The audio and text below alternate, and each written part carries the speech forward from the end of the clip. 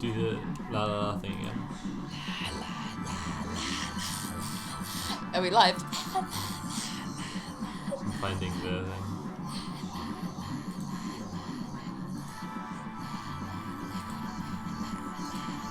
Keep doing it.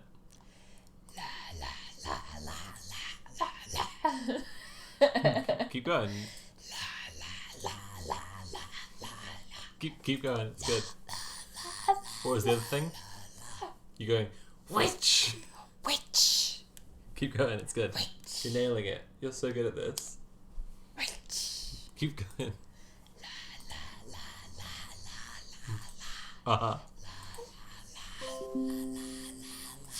That's great. Keep going. I need more of it.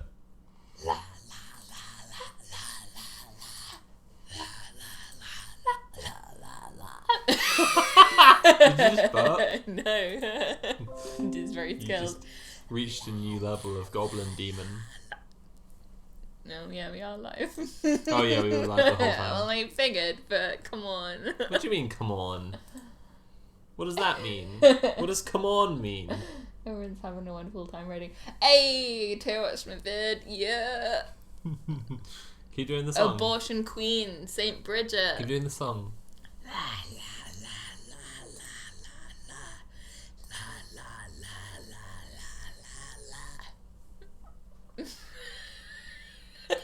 You like it? Oh, I'm having so much fun. You should put it in the credits in one of your vids. Oh. Next one. I won't do that.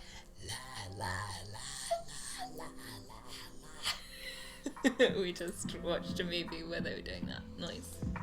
That's what I'm doing. Precious. It is a mock up jumper! I heckin' love this jumper! Hey, Jaffermeister, recognize you from Twitter. It says, love me. That is an instruction. Patreon bonus video, Nat Goblin noises.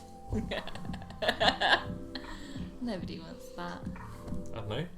Looks like they're saying that's exactly what they want. Some people don't know what's good for them.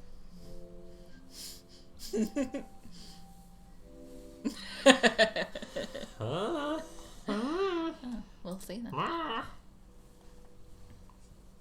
I have a fucking ton of submissions today. Well, Andy's just sent me like 1 million. So thank you very much. Nice. Yep, that's definitely even the gap. There we go. Thank you so much, Andy.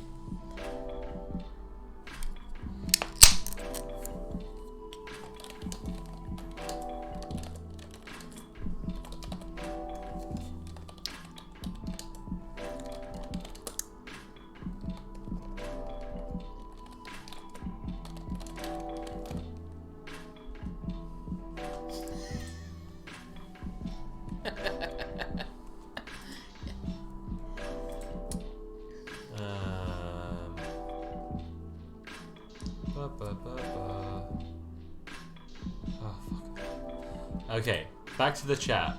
Thanks for the take sub, Beef Tony. Hey, Beef Tony. Hey, I love that name. Beef Tony. Oh, hey, Tony Meatballs.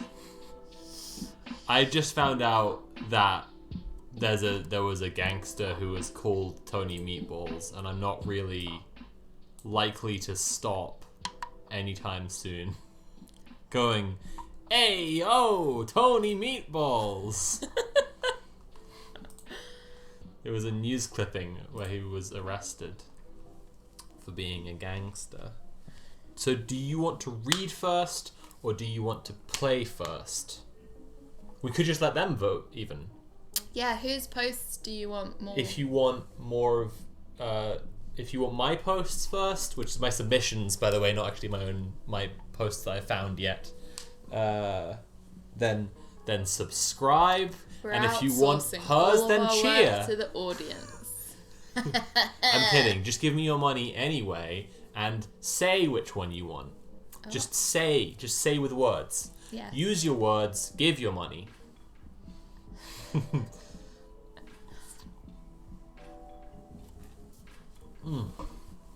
I'm happy to play first.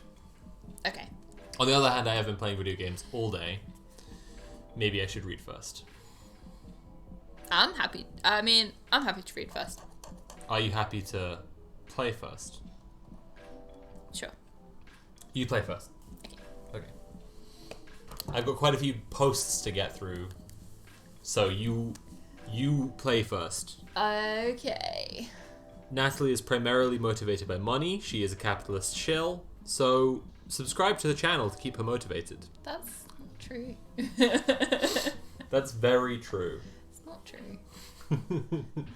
I've had multiple submissions from Poppycock, Andy, Beef Tony, somebody else. Shit. There's a fourth person. Let me go look it up. And Harker the Storyteller. Hey. I've had multiple submissions from everyone, from all four of those people. So I'm crediting you up front because I had to put these all into... There were so many, I just had to put them all in a doc. Oh, shit. So, Wowee. I have started to wonder, like, oh, can I keep track of all of these?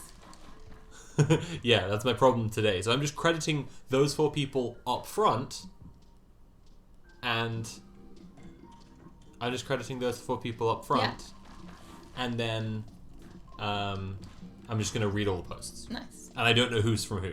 Like, what's from who. Right. Actually, I think I know Goblin's one. Sorry, Poppycock, which is Goblin Breakfast in chat. Oh! I didn't realize...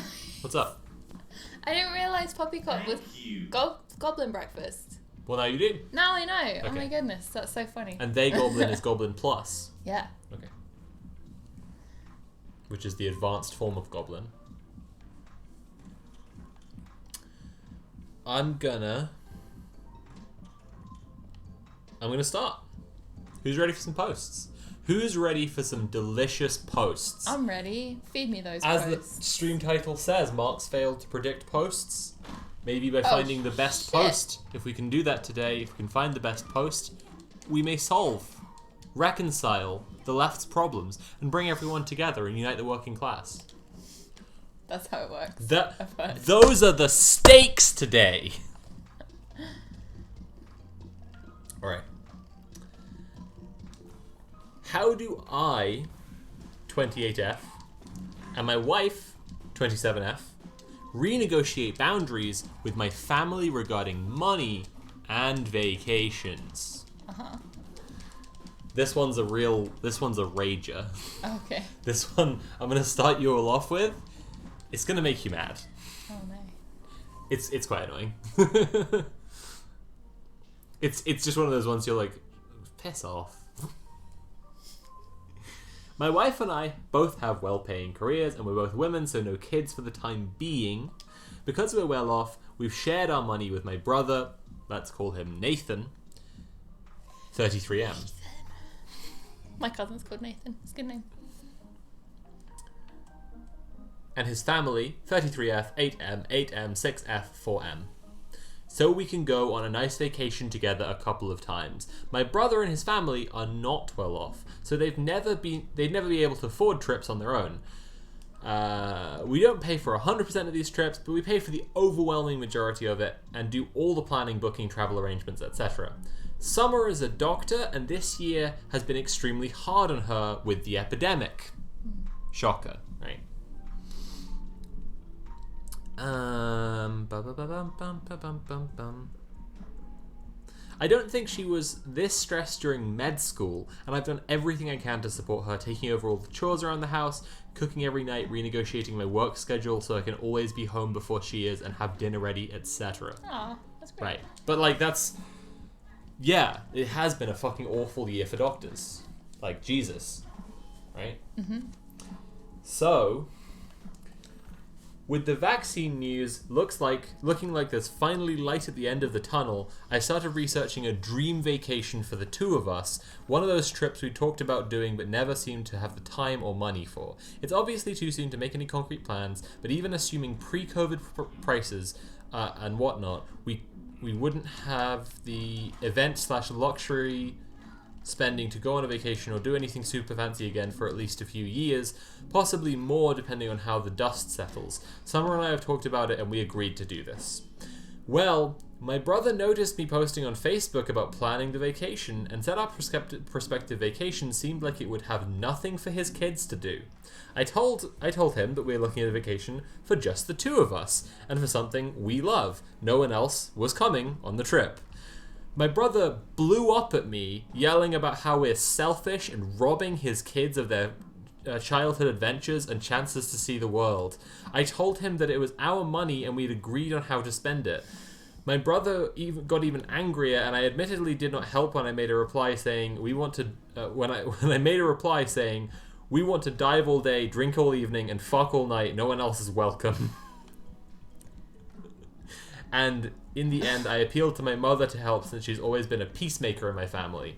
My brother, big mistake. Not only did my mother take his side, she mentioned that she was expecting my wife and I to help out with my nieces and nephews' college educations as well. Something that my brother had never mentioned. She says it's not fair that I lucked out and got a great job doing stuff with computers while my brother risks his life every day on the job. Not saying what he does for his privacy. I mean, there's a huge difference, right, between, like, hey, like, help out your family, right? And fucking just, like, no, you're not allowed to go on holiday without me. That's fucking right. After a hell year. like, everyone's had a hell year. What the fuck? So the brother's a cop then. Right. Right. Definitely. Like, actually. Yeah, for sure. Like, I didn't go on a single fucking holiday as a kid growing up. The holidays I went to were to stay with family in Wales.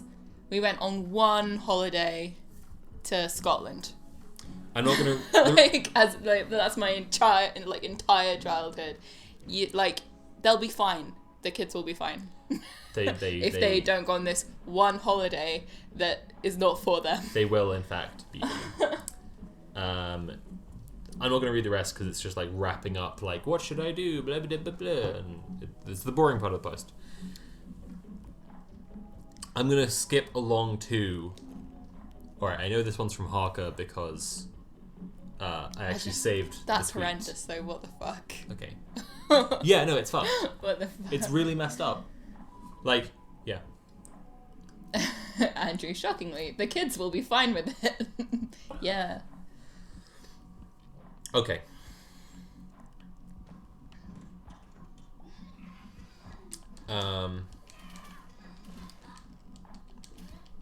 This one relates to my own life. Am I the asshole for how I handled a student's inappropriate comment in class? Sorry, I should just say before I even get to it. I made the joke about it being related to my own life because of people being inappropriate to me online. It's. I don't want anyone to get to later on in the post and think that I've been like. That's you. Like a creep, like to a teacher or a student or something. Like, I just mean, whatever. I just had a couple of really annoying Twitter replies recently. People are really entitled and feel really entitled to comment on strangers' bodies. It's fucked. Anyway. I teach undergrads. Recently they've been giving in-class presentations as the conclusion to a semester-long research project. Yesterday, as one girl got up and was about to begin speaking, a boy loudly blurted out, "Holy shit, those tits are huge." Oh my god. Yeah, record scratch. Once I recovered from a moment of, did that really just happen? I immediately said to him, why would you ever say something like that? That's completely unacceptable. You need to apologize and leave for the rest of the period. Which he then did, and there was no further issue from him. I feel like I handled this as well as I could have. Yeah. I've never had an overtly disruptive student before. I've had ones who don't do the work, but the worst they do during class is texting under the table. I was totally taken aback. And so was the rest of the class. I heard a few whispers of what the fuck and giggling, and the poor girl looked mortified, and there's no way that's something you can just sweep under the rug as a teacher. Last night I was telling my boyfriend about it. He didn't think I dealt with it well. He started questioning why I had the male student leave the room. His criticisms were that I was treating him like a child and publicly embarrassing him. Because he's acting... He has a problem with her publicly embarrassing him? What the fuck? What the fuck? He's just embarrassed himself because he's a weird loser. Having prefaced this with my own concerns and how horrible people can be, I'm gonna escalate this one all the way up to a Midsommar right away. This boyfriend? Midsommar. We're skipping right over Sever and Murder. We're going straight to Midsommar with this guy. He's like, you're treating him like a child and publicly humiliating him. He's acting like a child and publicly humiliated another student. Fuck. And himself, literally. She's just sent him away from the lesson. The punishment is not what humiliated him. It was him, like, being a dumbass and said in front of the whole class, like. Right.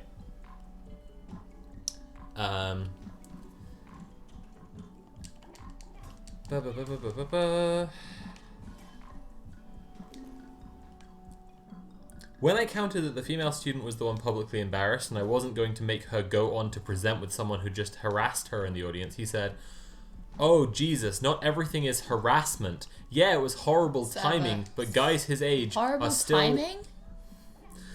are still awkward and making mistakes. I did not agree with this at all." She's not saying he's a totally condemned human being. She's saying his behavior was really inappropriate and harassment. This is just the thing you see again and again in this fucking discourse around...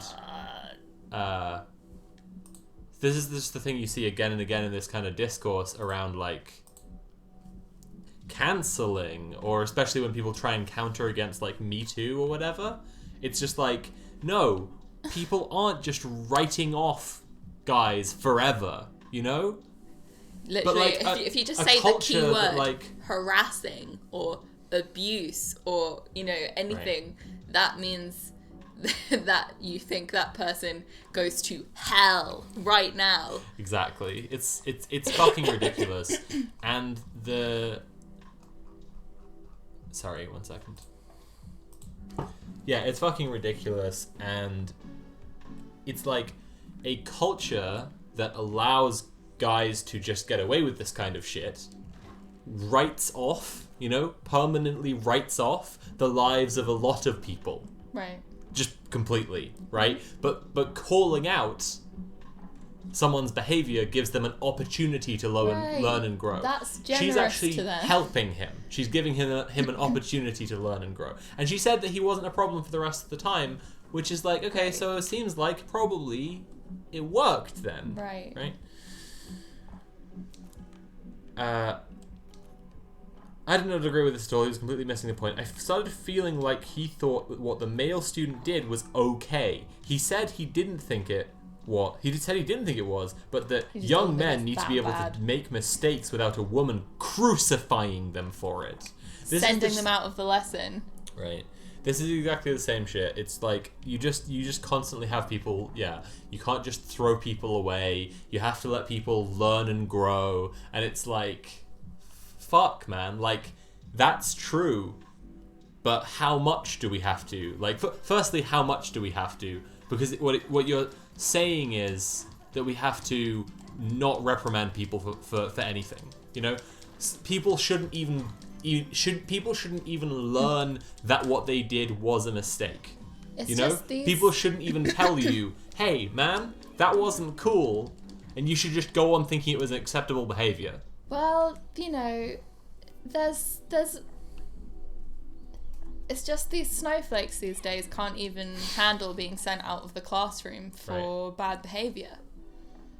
They just have to be like coddled and covered in cotton wool and never told that they did anything wrong ever. And that's how you raise kids. You got a box there. That's a bougie cube. Special prizes. You gotta hit it. Nice. Whoa. Oh, you got a peach. Alright. This guy, Midsommar. Straight to Midsommar. The whole argument was ridiculous to me. It's not like I gave him an F or personally expelled him from the school. We're explicitly trained to have disruptive students leave the room if they cross a line. Right, which he clearly did. It's like one of the lowest punishments. Okay.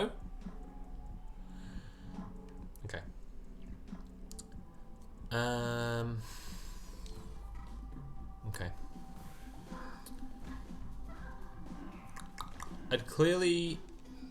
And this is a college, not high school. There are higher expectations for behavior. I'd clearly explained to my boyfriend that the comment was apropos of nothing. It was not a private joke between friends. It was the girl's chest was not exposed at all.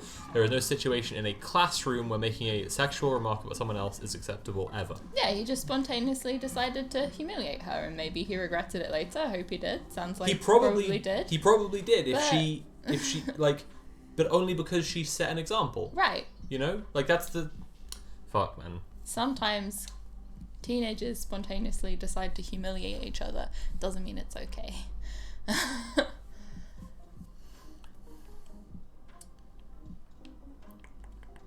Let alone when it humiliates them right before they're about to be everyone's center of attention. Yeah. I ended up just dropping it because he wasn't listening. Now thinking more about it, it's been bothering me. Was I an asshole to the student? Oh.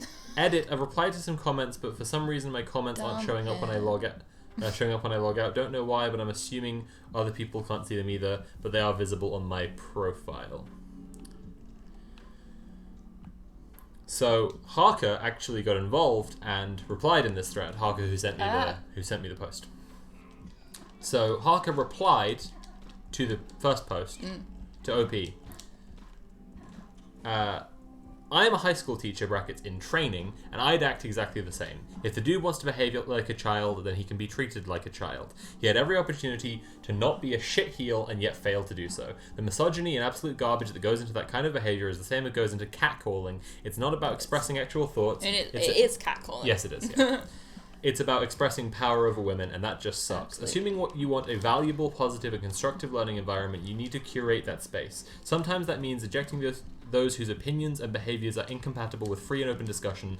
This dickhead is one of them. Honestly, I'm more worried about your partner supporting this misogynist shitheel and saying that this behavior isn't harassment. It is. He can get in the bin. And OP replied, "This is so well articulated, I completely agree. Honestly, I was pretty shocked to hear my boyfriend's excuses for the boy in my class. At the same time, it's the kind of constant wearisome bullshit I'm half used to hearing just everywhere, and so the shock wasn't enough to keep me from eventually getting numb and being like, whatever dude, I'm going to bed, not interested in this stupid argument. But that was in a way giving him a pass, just like he was essentially doing for the student, right. Which is all to say, tomorrow he's going to become my ex-boyfriend." Oh, hell yeah. Harker, you fucking did it. Oh, yeah. Good job. Nice one. Fuck yeah. Sweet. Alright, we did it. We did it, Reddit.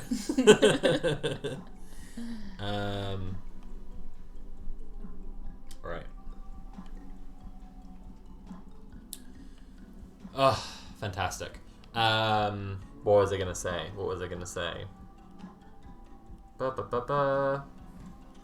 We do these Harker MVP, I agree. Power. Yeah, right. The raw power of what happened in this post. Fantastic. Seriously, I am concerned. Like, this guy stands up for that kind of shit. Oh, one of the things I was going to say was... No, I'll do it after the plugs. We do these post streams every Friday. We drink some beers or whatever. We read the posts. We play some games. If you like it, hang about. If you are going to come back next week and in the meantime you see some good posts you want to share, you can tag me at TheMasophie or Natalie at Snornat on Twitter and send us posts. This week I have a ton of submissions to get through. That's because people sent us posts. Please send us the posts. Please also subscribe to the Twitch channel. Please also go to my Patreon if you want, because I've got content up there that is good. I have a Zack Snyder video which is coming out next Friday in a week. It's only $2 to see that. I have a behind the scenes video about how I made the Monster Men title sequence. Subscribe to Twitch. Check out my Patreon. Patreon.com/CurioVids. Let's carry on with the posts. No, wait. I was saying that was all... I was going to plug first and then say the thing I was going to say. Okay. These fucking guys, and this is why America is a baby nation of babies. People always think that I'm defending Britain when I say this. No. Fuck Britain. Britain? Midsommar. Destroy. But this is why America... No, I just... Like, I hate the fucking, like...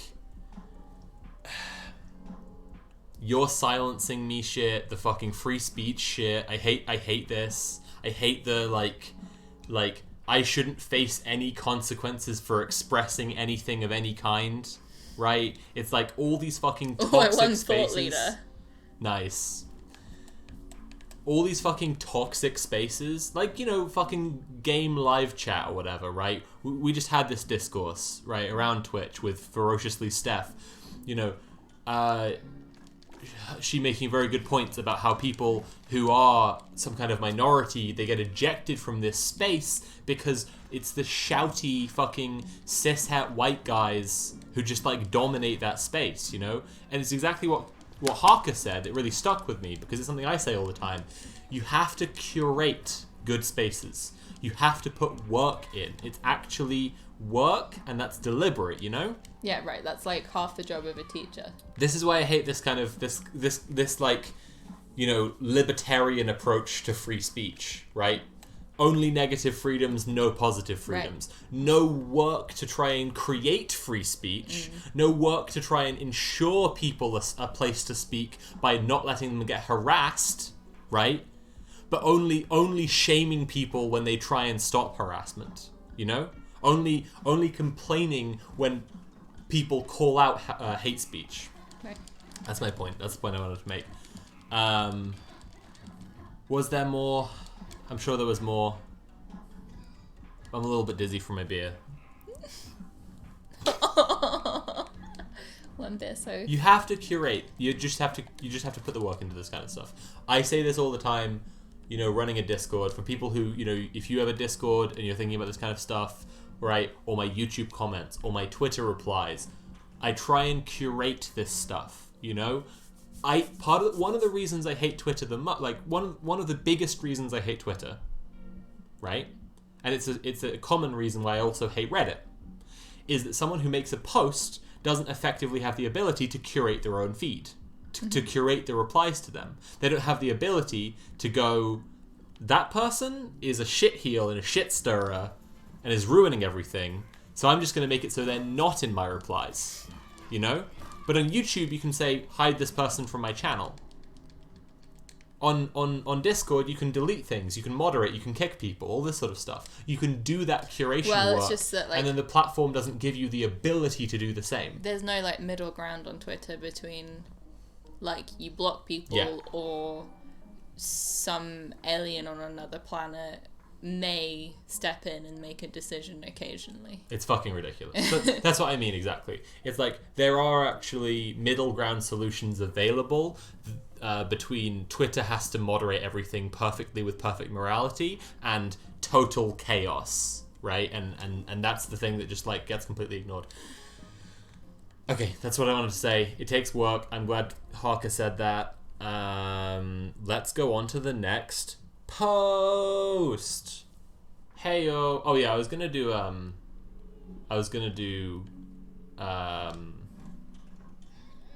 nope, it's gone. It's gone again. I can't believe this is happening to me. Fuck. Twitter's all about engagement. Yeah, right. That shows how the profit motive can drive people into creating the worst platforms possible. What's everyone planning on buying / already bought for Black Friday or Cyber Monday? Christmas presents, I guess. Yeah. Yeah.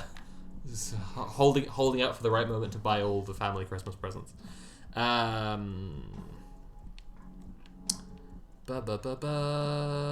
we go. Am I the asshole? Am I the asshole for locking my daughter out of her room? Doesn't she need to go in there? Right. So you're leaning towards yes. I mean, I don't understand how that could be a worthwhile thing to do.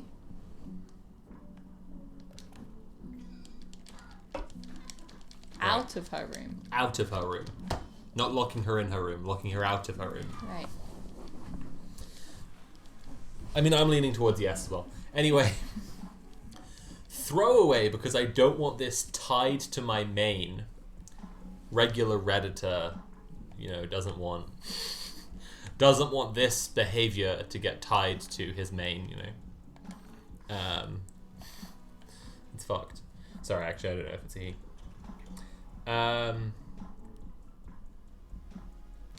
Okay. I have 3 daughters. Oldest, Ava, 18. Middle, Emma, 16. Youngest, Lily, 12. Ava and Lily are both very talkative and social. Emma used to be like that when she was little. We used to call her CNN because she'd tell everyone everything. If she heard me say I gained 5 pounds, she'd go tell grandma. If she bought someone a nice gift, she'd tell them the price, where and when she got it. She told us to stop calling her that, but we felt it wasn't a big deal. Eventually, she stopped talking so much and started staying in her room all day. So she's 12, right? Oh no, she's 16. Right, okay. Even more so. Locked her out of her room because she was a teenager. Oh boy. Oh boy, oh boy, oh boy. You know, like, teenagers okay, this is the mom. Need lots of sleep as well, like, because they're growing fast. Like, it's just exhausting. OP is a regular Redditor and she doesn't want this behavior tied to her regular Reddit account because, you know, people might judge her. The people who really matter, the people she encounters on her regular main Reddit account, they might judge her, so it's like... Wouldn't want that.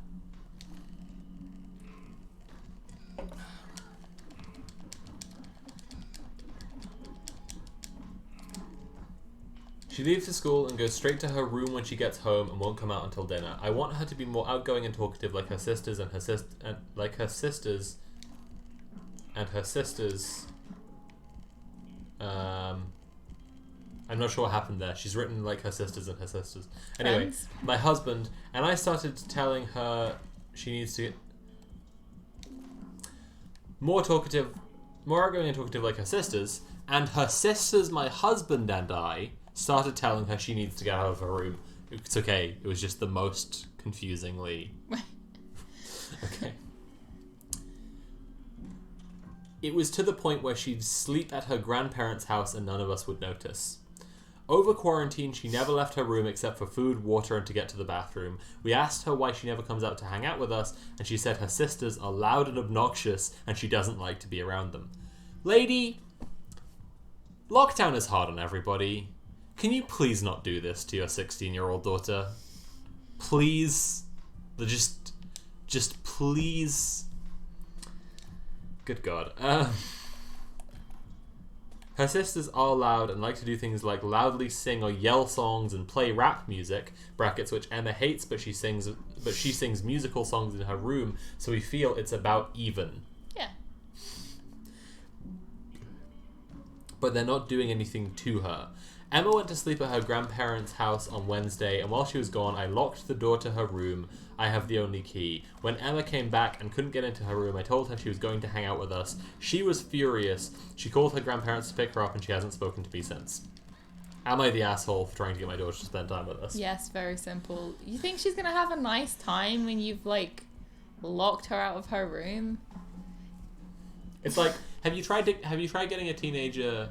Like, without like, force and threats and, like, locking someone in a situation. Have you tried getting a teenager to, like, take part in a family thing when they wanted to be doing anything else? You know? I'm sure she has. When you... No, I know, but I'm saying... No, I don't just mean have you tried to get them to. I mean, you fucking tell a teenager... You're not doing that thing now. Yeah. You're coming and taking part in a fucking board game with the family or whatever. Yeah, me. Right? Then they're miserable the whole time and grumpy. It's like... They're just, like, hideous to look at. Just like, oh, why That's do you my want to be point, around right. that? And it's like... And then, like... Did you discard the other app? What? I don't know. I don't know how to play this game. You really don't. It's just like, and then you're locking them in this situation. They're cornered into this situation by, like, physical barrier. Fuck, man, horrible. I realized the timeline wasn't too clear. Everyone's saying she's quiet because she's a teenager, but she's been quiet and reserved since she was probably 8.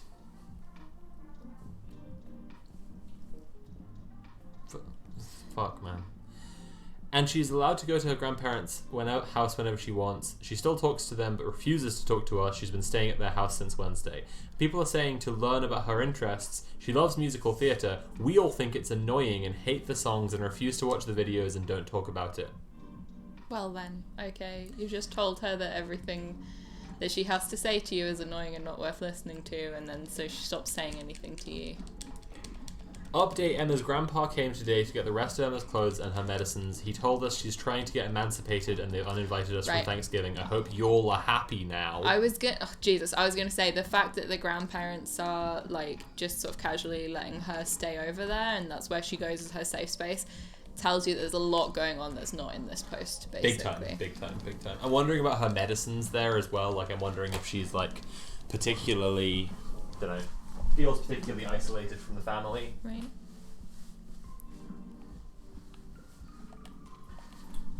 They literally harassed her for being more outgoing in the past. And now that she's become more introverted, she's, like, worse than harassing her, imprisoning her. Good God, okay. That one sucked. Am I the asshole for comforting a close friend during a breakup rather than spending it with my boyfriend?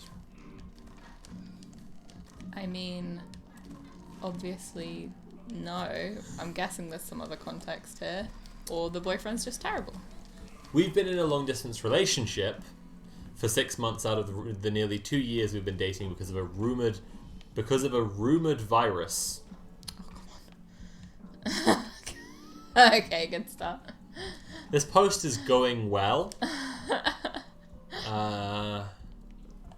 This post is going well so far, I think. At the beginning of the month... fuck, man. At the beginning of the month, his school had a trip to... had a 2-day holiday. We planned a trip around this, so he'd be visiting me over the long weekend. Cecilia says, title was not the asshole, but Andrew says, sighs and clutches the bridge of my nose. Oh. Anyway. Well, my close friend then got dumped by her boyfriend, and she came to me sobbing. We have this ritual that whenever she goes through a breakup, we share... Whenever she goes through a breakup. Uh-oh.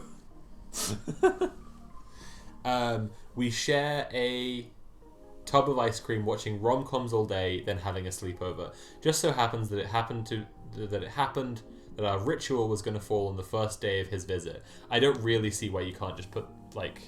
If it's like a... If it sort of becomes a planned thing... It sounds like she's describing it like it's a planned thing, more than it being, like, immediate fallout.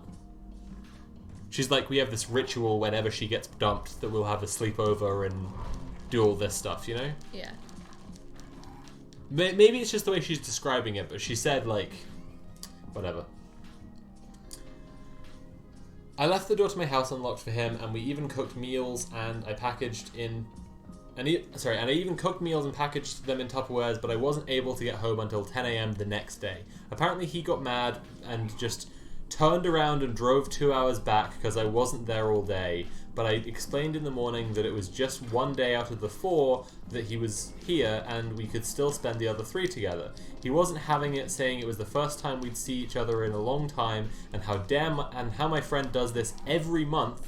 Brackets for reference, he's always disliked her for being so dramatic, in his word. I mean, to be fair, you said every time she gets dumped, we do this.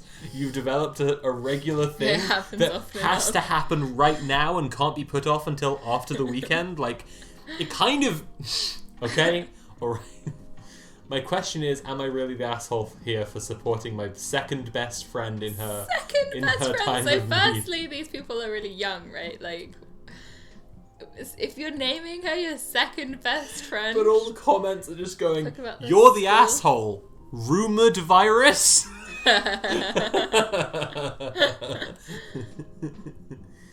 No, everyone's saying you're the asshole, though. Because of spending time with the friend. I feel like there's not really an easy answer for it without sort of being in the situation. I think rumored virus has massively poisoned the well. Yeah, right. I'm seeing my neighbor's parents are dead because of the rumor. You're the asshole.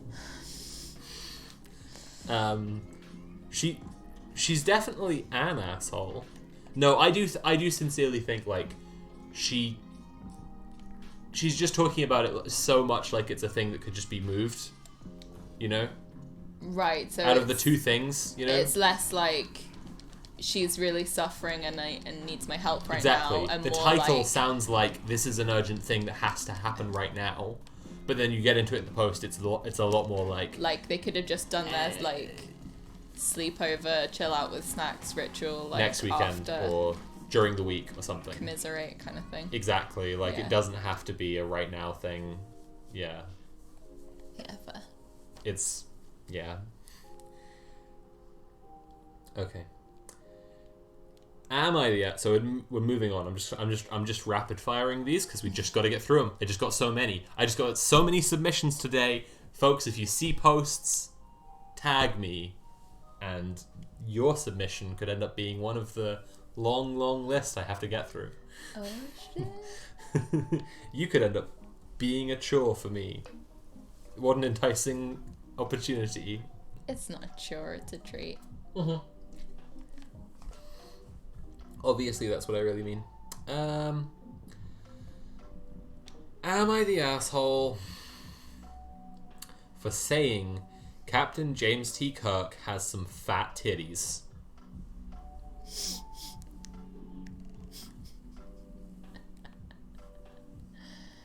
I mean, don't say that to Captain James T. Kirk, I guess. Yeah, I can see him rude. being kind of sensitive about it. This is so fucking stupid, I can't believe I'm doing this. I, a 19-year-old girl, was watching Star Trek, the original series, a few weeks ago with 3 other friends, one 18-year-old guy, the other 2 don't matter.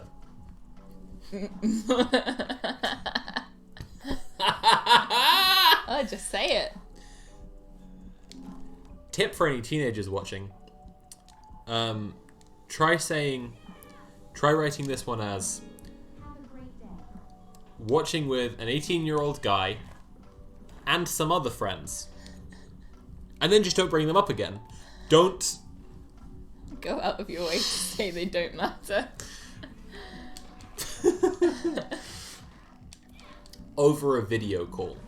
We get to the episode Amok Time, and long story short, there's a scene where Captain Kirk's shirt gets ripped right across his pecs. It kind of looks like one of those boob window sweaters. I don't know how to describe it, I'm sorry. So when Kirk's shirt gets ripped, I say some dumb shit about him having fatty milkers, and the 2 other friends laugh, and we just start making tit jokes and making up increasingly stupid words for boobs. Yeah, that sounds like a great time. We watch a few more episodes, then call it a day and disconnect the call, and a few minutes after disconnecting the call, my guy friend, we'll call him Tom, messages me and brings up the Kirk boob jokes in passing, like he was trying to make it seem casual, but I started feeling like he was bothered by it and wasn't telling me, you know? He doesn't like discussion of his hero, James T. Kirk, having fat titties. Yeah. Sad. I asked him if the tit jokes bothered him, and he got really defensive and didn't answer the question.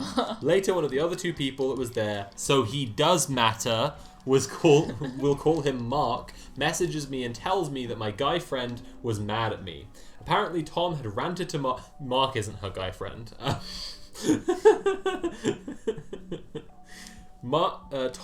had ranted to Mark about how William Shatner, brackets, the guy who played Kirk, was a huge inspiration to him as a kid, and he thought I was being extremely disrespectful referring to his character, brackets, not even him, his character, in such a derogatory way, as if William Shatner is going to give a fuck that some teenage girl in Central America said his old character had fat hooters, but I digress.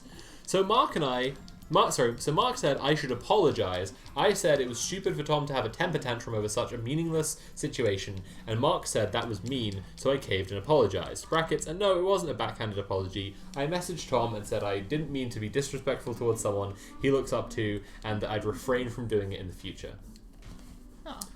But then Tom continued to give me the silent treatment and fucking brings it up whenever we talk Star Trek. And I ended up snapping at him that he was being childish for holding on to this for so long, and that I'd already apologized, and I didn't see why this continued to be such an issue. Tom is now giving me an even harsher silent treatment. Mark sides with Tom for some reason.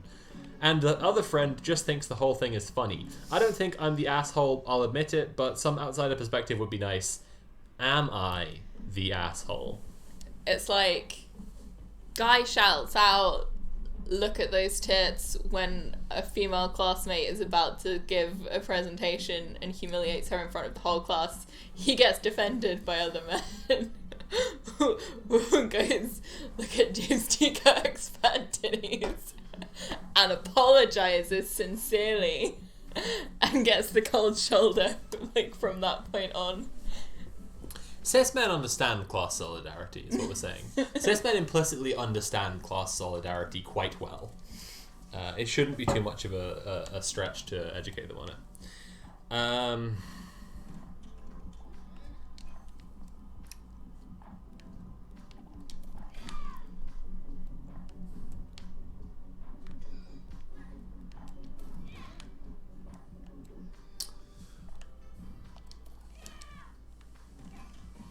Have your say it at kirksfattitties.com. I don't have a title for this one, so chat, come up with a title for this one. Please.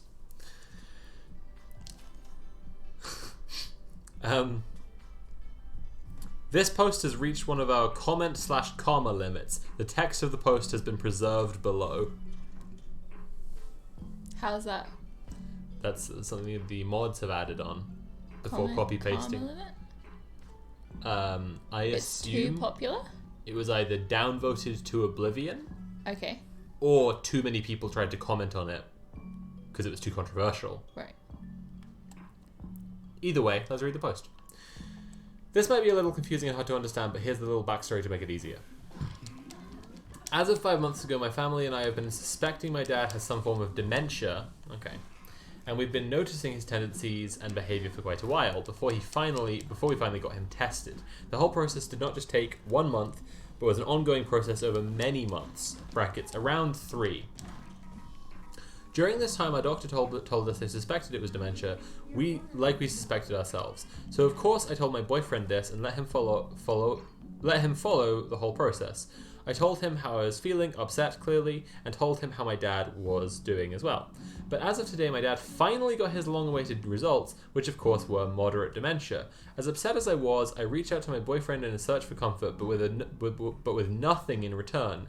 He told me, "You told me he had dementia a few months ago. Why did he suddenly have it again?" I tried explaining to him that it was a long process and we always suspected it was dementia but never knew for sure, to which he replied, "You also did a few months ago. Like, how can you show me the test, the final hospital results, the date of the letter? Can you show me the test, the final hospital results, the date of the letter? Then I'll comfort you." I was obviously in shock because I only reached out to him for comfort since he's the only person I've told. Why would he not just comfort me instead of making a big deal out of knowing how upset I am? Literally just dump him. What a waste of space. Jesus Christ. That's literally the plot of Midsommar.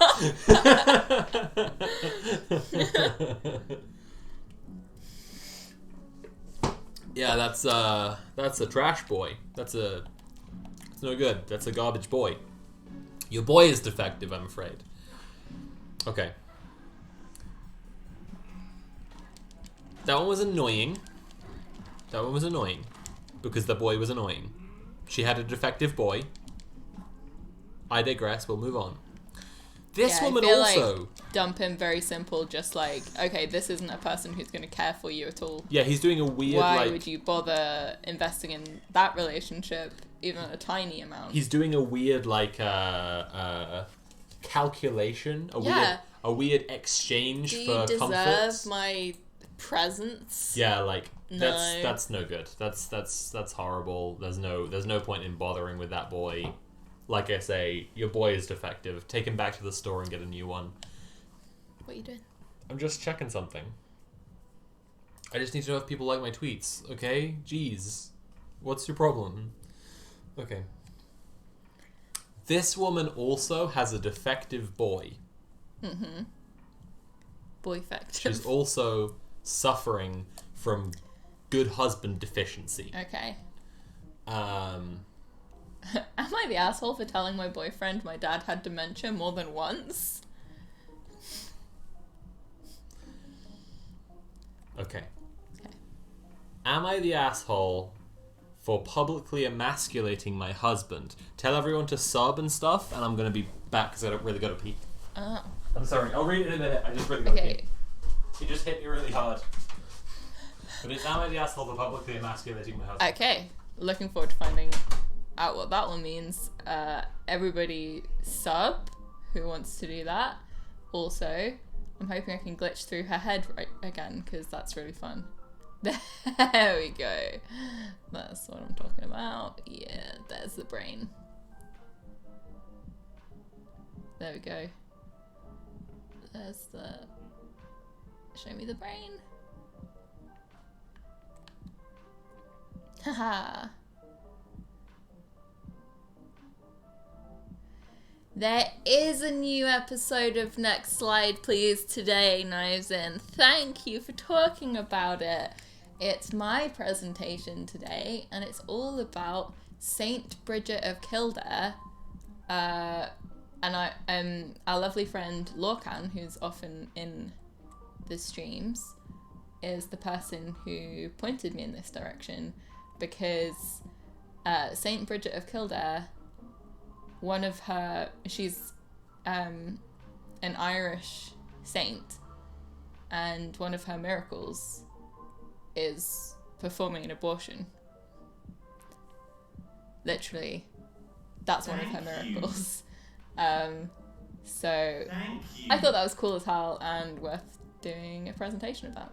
But I've like spoiled it for you now, so that's the big twist.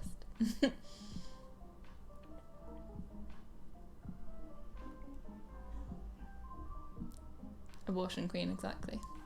Why does the character have a rendered brain which also has eyes? Yeah. It's really weird. Eyes inside the head.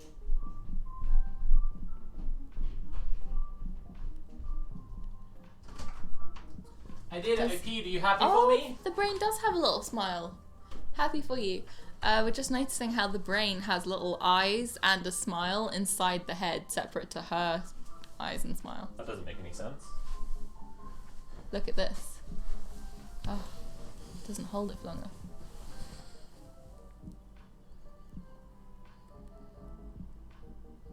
What the fuck? Did you see it? Yeah! I saw it. That's fucked. There you go. She's got eyes on the inside, so she can commune with the old ones. Exactly. Like cos, or some say cosm. Exactly.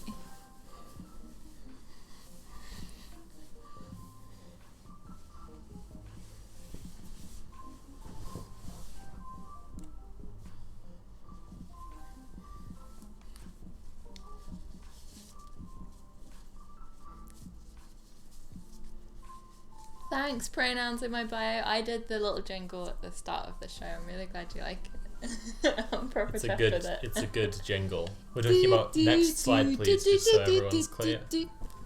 Yeah. Molly Noise does the jingles in my videos. Yeah. At Impure Noise or I'm Pure Noise on Twitter. Okay. I'm back. Everyone's enjoying the Moth Cub jumpers. Yes, hell. Are you ready for posts? Yeah, give me those posts. Are you ready for Am I the Asshole for Publicly Emasculating My Husband? I'm very ready. Do you have a prediction? I'm going to be generous and guess that she's the asshole. You're saying you're going to be generous there. Because I'm expecting to be wrong. Which leads me to the conclusion that you really think that she's not the asshole. Yeah. And in fact, he's the asshole. Yeah. Yeah. Yes, hell. Let me start off by saying that I, 43F, had a hysterectomy due to cervical cancer when I was 28 years old. He's the asshole. You're just like, if this is relevant context, he is a piece of shit. Yeah, that is what I'm thinking. If this is relevant context to something that he's said or done, then she is a queen and should be venerated for her actions. Okay. We found out when our son was 6 weeks old that I had to have a hysterectomy. My husband, 47, had let it be known to me multiple times that he really wished we could have had another child. This has left me feeling like less of a woman. Now, being that I'm 43 years old, I'm very sensitive to it being in my 40s. Sorry, very sensitive to being in my 40s. Right. Thanks for the follow. I can't read the name from here, sorry. It's very important to me that I am still desirable to my husband to make up for not being able to give him another child. That's a horribly tragic sentence. I'm really sorry. So I make sure that I stay in shape and follow strict beauty routines to preserve my youthful look for him, brackets no heavy alcohol, no smoking, lots of sunblock and moisturizer, along with other daily skin routines, exercising and eating healthy, etc. So this was before COVID. Him and I were out with 3 other couples at a charity function cocktail party. We were all having a conversation where one of our friends said something. One of our friends said something. Sorry, I've scrolled to the wrong place all of a sudden. One of our friends said something about a 70-year-old guy at the party with a date that looked like she was in her early 20s, which led to an amusing, funny conversation about how some older men chase after the 18 to 20-year-olds. I lightheartedly quipped that, quote, those older men only go after 18 to 20-year-olds because they think those girls are inexperienced and that said girls don't know any better. We all had a good chuckle. Yeah.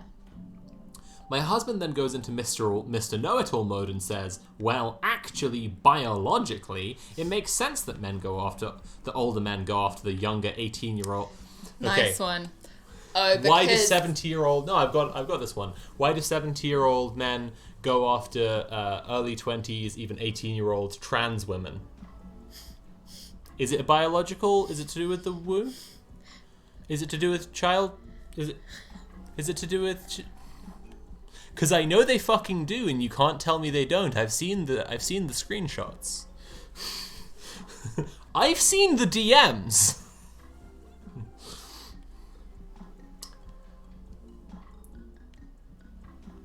Biologically, it makes sense that older men go after younger 18-year-olds because their bodies are more fertile and capable of having more children than a woman in her 30s or 40s. Also, is that true of 18-year-olds? An 18-year-old having a child, like, just if we're going to talk about evolutionary imperative, right, is going to be less capable of, like, taking care of a child and probably more risky birth than someone at least in their mid-20s, right? At least in their mid-20s. This is the common fucking gibberish bullshit that you have cis men just regurgitating, just vomiting up into conversations as if it's facts. Yeah, my geography lecturer said the same thing in a lecture. It's just horrible, like as if it's a fact and not just like the perpetuation of your fucking horrible misogynist culture. Like, Jesus Christ. Brackets, our friends know about my history with cancer and know I can't have children. Right, so he's like literally being like, actually, old men like me love young women because they, like, specifically can do what you can't do, is what he's saying to her, like... I felt insulted and embarrassed. It made me feel old, barren, past my prime, and undesirable at that comment. It also reminded me of my inability to have children. And to me, it sounded like my husband was relating to the old men that lust after fertile 18-year-olds. Right. So disgusting. So here, pressing circle while focused on an enemy will drop a pin on them. I forgot about that. That's what your app currently is, the LinkedIn app. Drop a pin on them? Okay, don't worry about it now. You should go get the other app because it will give you a little buddy, which is better. The Joblin app. Get that one. Press circle. There you got a little friend. Okay? But the LinkedIn app, when you have it, if you focus and you press circle, you'll drop a heavy pin which damages enemies. Nice. Okay.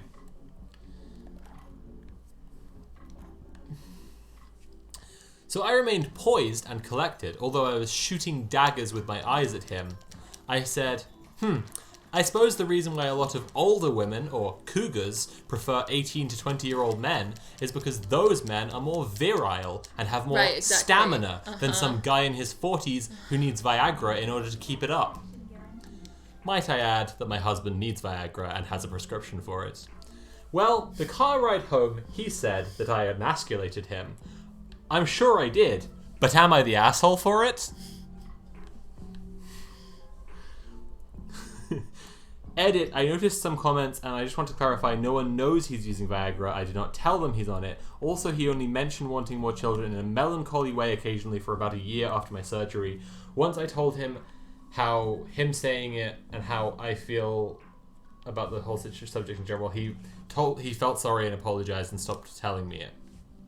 But still, all those friends knew that she can't have more children, and he made that fucking comment in front of them. She's a queen. he feels emasculated by what she said, like, in particular because what he said is such a normal thing to say. Yes, exactly. That's He just exactly wasn't what's expecting wrong with a the woman situation. to ever fight back on anything. Yeah, that's just like an accepted fact that it's just normal and fine for like. Am I the asshole for wearing a wig at work? When I got this job 7 years ago, I was recovering from chemo after battling breast cancer for 2 years. I was bald and very self-conscious. I had quit my previous job because it was customer-facing, and I was too stressed about my appearance to work to a decent standard. While this role wasn't customer-facing, it was in a cubicle surrounded by many other employees, so I got the go-ahead from HR, which I think is odd, honestly. Like, fuck HR. They got, like, if you feel self-conscious about something, like, go ahead. Like, just fucking... Anyway. Thank you for subscribing. Oh, I'm doing it already. Thank you. I got the go-ahead from HR to wear a wig to work. Since then, I've worn a wig every day. My wigs are all good quality and look real unless you see me take them off. I continued wearing them even after my hair grew back because I got into dyeing my hair bright colors, and my job has rules about appearance. Oh my god, what's happening? Oh my god! Okay. Pre-recorded Sophie is going to be doing this for a while shit. because Malloy's gifted 5 subs. Thank you so much, Malloy. Sophie's going to be going for a while. I'll just wait it out. See it. I'm gonna critique your playstyle in the meantime. No. I'm gonna backseat game. I'm only providing visuals. I'm not actually playing the game. You are actually playing the game though, which means you could actually do it better. No. No. Thank you. Okay. Thank you. Oh, that's very sweet, Malloy. Penument enjoying the make it gay emote. Thank you. Okay. Thank you. Do we know how many through we are?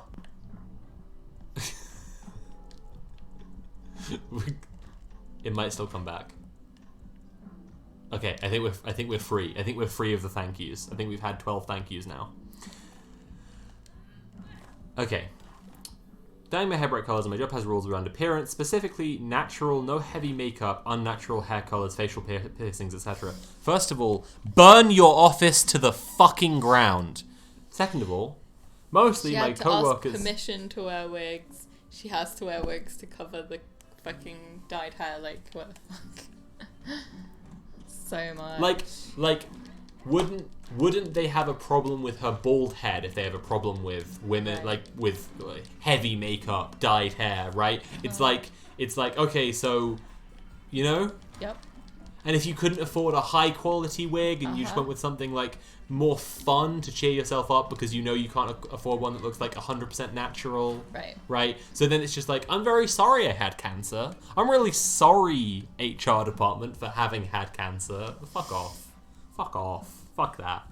Burn your office to the ground. Most of my coworkers and boss know about my hair since we regularly have friendly barbecues or brunches outside of work, and I don't wear my wigs to these anymore, and they think it's fun and cool, and one of my male coworkers did the same recently so he could dye his hair green for Halloween. Wait, like he wore wigs into the office so he could...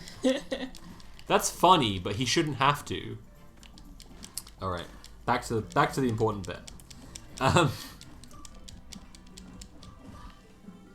This hasn't been a problem until Janice, fake name, started working here.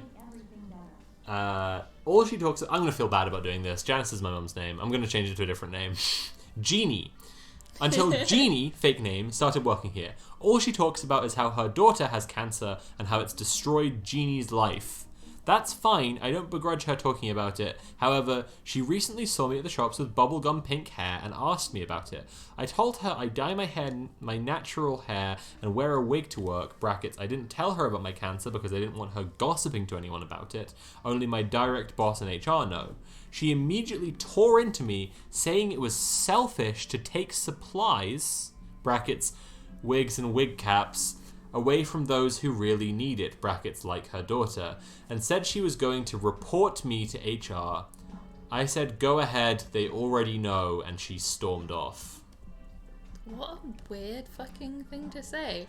I love wigs- co-workers who think they can just police people's lives. Wigs aren't expensive because they are so Fuck. rare. Wigs are expensive because they're human it hair. takes such an right.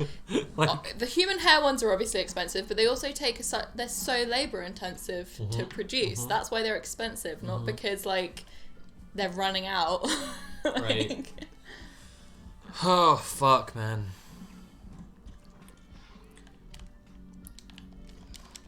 What the Now she hell? made a complaint. No, she made a complaint and it went nowhere. But she's been reprimanded by HR for wasting their time because she's made multiple similar complaints about other employees.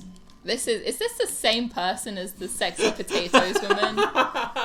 Is this the sexy potatoes woman all over strikes again? again. And there was that other one as well who immediately came in and started making everyone's life hell. Fuck.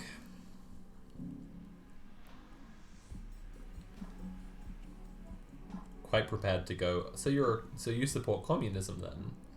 When she's like, you're taking up the resources.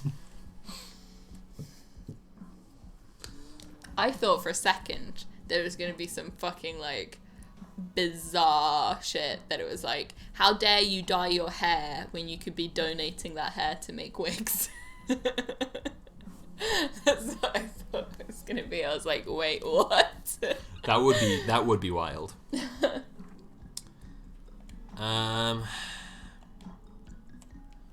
Now I feel guilty because this is all a result of me wearing a wig to work. From what Why she would says, you feel guilty? she's had a really hard time finding a job since she quit her old one so she could look after her daughter. Yes, Also, and she's a taking large it out number on the wrong people. A large number of employees are now giving her the cold shoulder in support of me, even though I've asked them not to. Well, that's not your fault. You've asked them not to explicitly. Right.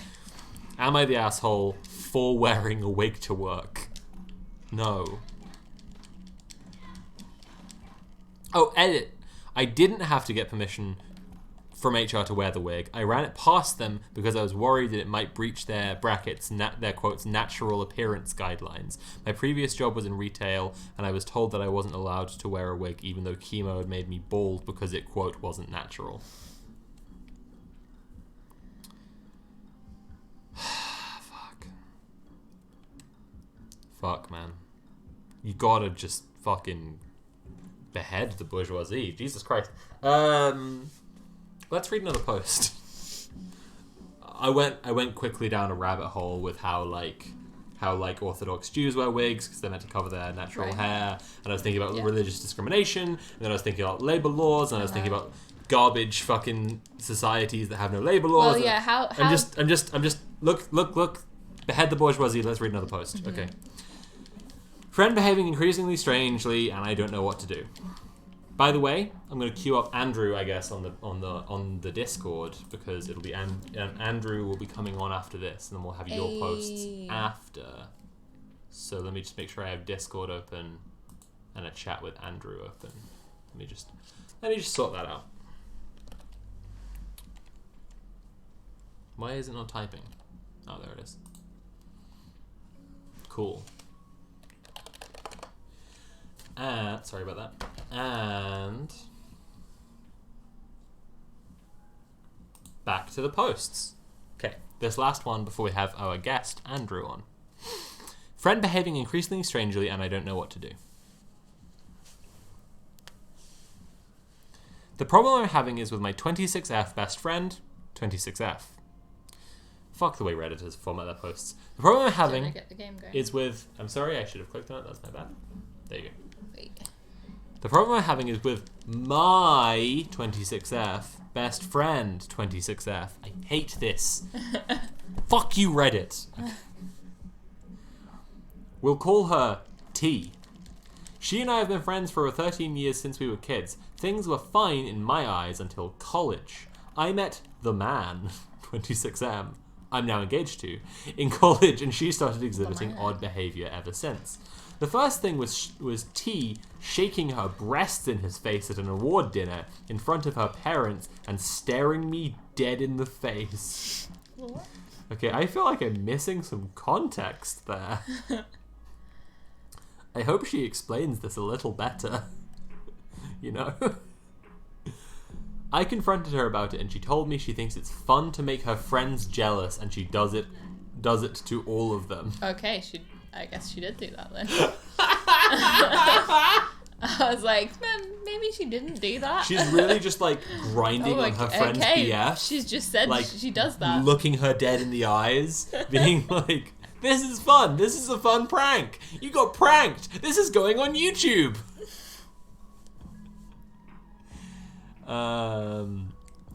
I told her it was not okay, and she knows me better than that. After that, things were quiet. She later asked if my fiancé would escort her into another event. I wasn't really okay with it, but I asked him to anyway, just to be nice, and he agreed. And things seemed normal, but in hindsight, I wish I told her no off the bat because he said yes as a favor to me. She got very sick a few months after this. We were scared we would lose her, but she survived. The illness caused T to have epilepsy. A year later, she asked my fiancé and she asked to stay at my fiancé and my apartment because she wanted to go to an event at the college we all went to. I asked my fiancé and he said yes. He was okay with me having her over so she came and it seemed fine, but I caught her changing in the hallway. I freaked out a little and asked why she was in the hallway half naked when he and his twin brother could come around the corner any second. She told me she didn't care. I told T to go into the bathroom and finish changing, and she did. T later came into our room after me and asked to see our sex toys. Before I moved in with my fiancé, she gave me a sex toy she used to use with her ex and asked me to get rid of it for her because she'd been holding on to it and needed to let go. I thought it was kind of weird, but I threw it away for her. After asking about our toys, which I told her I was absolutely not showing or discussing with her, she asked me where the toy she gave me was, and if we used it. I reminded T that she asked me to toss it, so I did. She was hoping that she wouldn't. That her question about if we used it was gross. T was disappointed. Months later, after this stay, T asked if my fiancé would accompany her to an awards ceremony for a club she joined in uni. Brackets, we went to the same uni. You told us that twice. Sorry. Yeah. Sorry. I'm really getting into the post-critique. To give her support because she allegedly couldn't stand for long periods of time, and to catch her in case she randomly fell. T then made it clear that I wasn't invited and said I didn't need to worry. She would thank him by taking him out to dinner. What? Come on. Really going for it. Really fucking going for it. Really, really fucking going for it. I pushed back and asked why she didn't ask one of the several club members she knew very well to help her. T said she didn't trust any of them, like she trusted them. What? I mean, her boyfriend, presumably, right? Yeah, I guess so. Okay, I think it's just whatever. I'm gonna say yeah. Like T said she didn't trust any of them like she trusted him, but that made no sense because she and my fiance don't know each other well and don't have a relationship. I told her this, and she said she trusts him because he loves me and would make sure nothing happened to her because he loves me. This is a weird, like, Spider-Man villain logic. This is starting to come in on. Like, I'm just wondering what the implication here is for her, like, then fucking blackmailing him into sex or something. She's being so fucking aggressively... Alright. I talked to my fiancé about it even though I was going to tell her no because I didn't want to lie, and he said yes, but we talked more and asked if he was sure and told him if he was ever not okay with something, he should tell me the truth. Then the truth came out and he said he's not been okay with doing stuff for her and felt uncomfortable. He was doing it to make me happy, and I told him to not ever do something that makes him uncomfortable because he thinks it'll make me happy. He felt better after our talk. I told T that we needed to talk. I told T my fiancé was not okay at all with it, and she needed to ask one of her club mates. I also told her she would absolutely under no circumstance ever take my fiancé out to dinner without me or in general. T is gay and said she doesn't didn't think anything of it because of that. I told her it wasn't cool regardless and was overstepping, especially when I clearly was not invited, and she told me that she didn't want me to be bored, so she didn't invite me. But she made Burying it the clear lead, that I'm she confused wasn't invited. by this, like... Is she... Yeah, whatever. Okay. Alright. Okay, Well, whatever. I'm like, if she's so keen on them using her old sex toys, like, she's just all over. Like, she just wants them both, right? Like, that's the. She wants to either fuck OP, fuck her boyfriend, or fuck both of them. Right. That's kind of where I'm at. Or at least just, you know, if she said she just likes to make people jealous, and, like, maybe she just wants them all to be attracted to her. Yeah. And she doesn't really care what happens. In the end, my fiancé did not participate in the entire ceremony. T was standing, walking around, jumping, and dancing, even though she was telling me she couldn't do those things, brackets, except walking, because of her muscle seizures. We still allowed T to stay the night that evening. When we got back to the house, she was being really clingy, brackets, I don't like being held for long periods of time, or horseplaying. It's the weirdest. I'd never heard someone say horseplaying, like present tense. We were horseplaying. When she says clingy, she means flirty, Get the right? joblin She out. was- Get a buddy. Quickly. She was Do being it. flirty. Get a little That's buddy. what's going on, Get a little right? friend. Yeah, you did it. Yeah, right. Yeah, right. She grabbed me and wrestled me to the floor, calling me best friend over and over, and would not let me go, no matter how much I asked. I literally had to peel her off me and ask her to take it easy. I want to say this for context. When we agreed to let her stay, we told her she had to leave around 10 a.m. because we had plans with my fiance's mom. She agreed and told us she set up a ride already. The morning came and we were all in the living room. She was not packing or anything, so around 10 I asked her if her ride was on the way. T texted her ride and she told us yes. 11 a.m. came and her ride wasn't there, so we asked what was happening and she said she didn't know and called her clubmate who was supposed to take her home. They told her they went to a party in the city and would get there in an hour. We said okay and reminded her we had plans that afternoon. An hour and a half passed and her friend still wasn't there, so I asked what was going on. She called her and got mad. I was like, what the hell? And T said her friend didn't want to leave the party yet, but would come. Wait. I thought they meant there had been a party. Right, they slept in. hungover. Wow. I don't think this person should be driving. Maybe it's a fancy brunch party.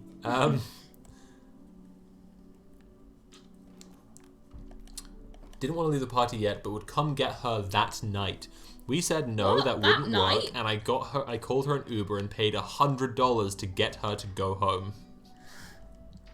The climax of all this was an event at our school. I offered to drive her to the hotel she and her clubmates were staying at. Brackets, I told her my fiance wasn't okay with her staying at the apartment. I told her I needed to grab her right after work and to be ready to go because traffic is god-awful where we lived and I had to do a ton of driving while exhausted. On the way to T's house, my fiance told me she made him get her... On the way to T's house, my fiance told me she made him get her marriage blessing before she talked to him about engagement. She then talked to him about engagement ring stuff. I told him what I told her, that I did not want her to do that and that my father was the only one he needed to talk to.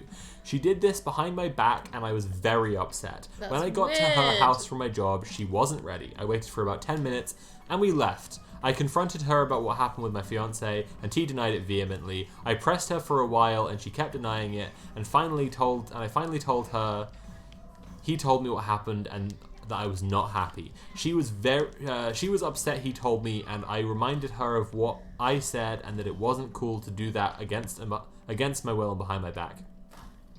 She actually wrote against and behind my back, but what? She apologized and we moved on from it. That night she went to a party. At midnight she sent her location map to my fiance in case he needed to pick her up. He told me, and I told T not to text him late at night like that, and if she needed help, I would be the one to pick her up, not him. But it's like, wait, are they just looking after this person now? Like, she's not feels like living she's with him. making it that way. Like, or she's trying to make it that She's way. Like, legit just like... I'm still on the... Yeah. Where whatever. does she live with anybody else? Like, why... She said she texted us both in case I was asleep and I asked why she did it separately and why she didn't send me her location. She just repeated herself, rolled her eyes, and apologized, saying she wouldn't do it again. The next day I slept in and I got up late, which led to me arriving late to the event.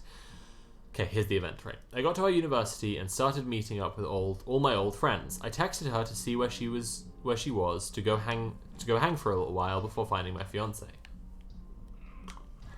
I found her, and she started telling me about how she yelled at my ex-boyfriend when she saw him earlier, and I was like, dude, relax, let's have fun today, don't do stuff like that. She didn't care. So we talked and walked over to some friends and chatted for a bit. My fiance texted me and asked me to come over to where he was. Brackets, he was drunk as hell. So I gave everyone a hug and went to find him. He and I were together the rest of the day, walking around and talking to everyone. The day went well, but the next day, T told me she was mad at me because I didn't hang out with her enough at homecoming. I was over it, and the next time I saw my mom, I spoke to her about it, and she told me I needed to set some firm boundaries, so I did. T picks and chooses which ones she respects until I remind her that she gives me pushback about my boundaries or tries to make them feel guilty about them. One of them is touch. I don't like being held or hugged for extended periods of time unless it's an extreme situation, e.g. like I'm in danger or extremely upset and want to be held. She's That's being weird though. Normal... That is a normal thing. Yeah, it's not actually... It sounds like she honestly doesn't like this friend very much. Yeah. And so she doesn't want her casually touching her all the time. That is normal. Yeah. Yep.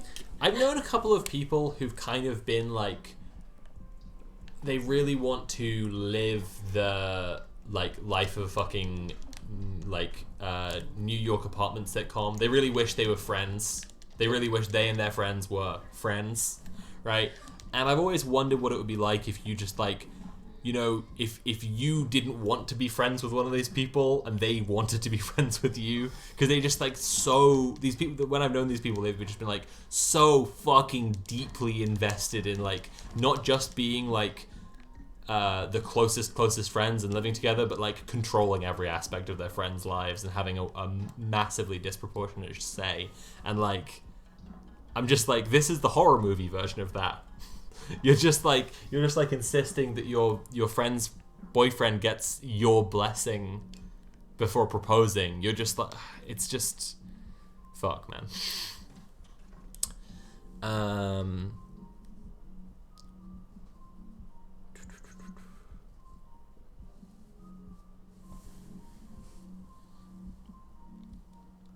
Okay.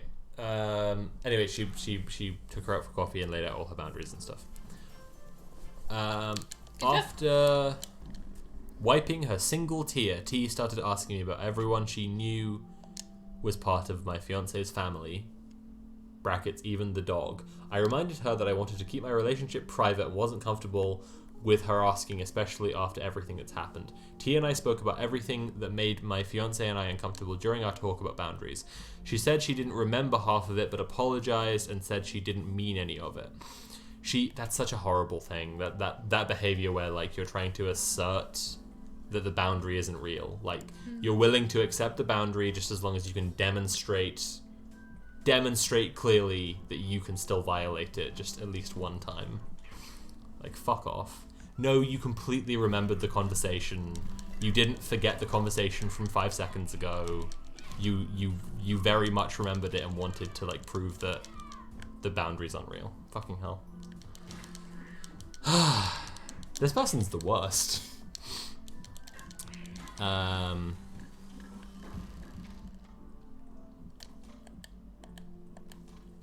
She went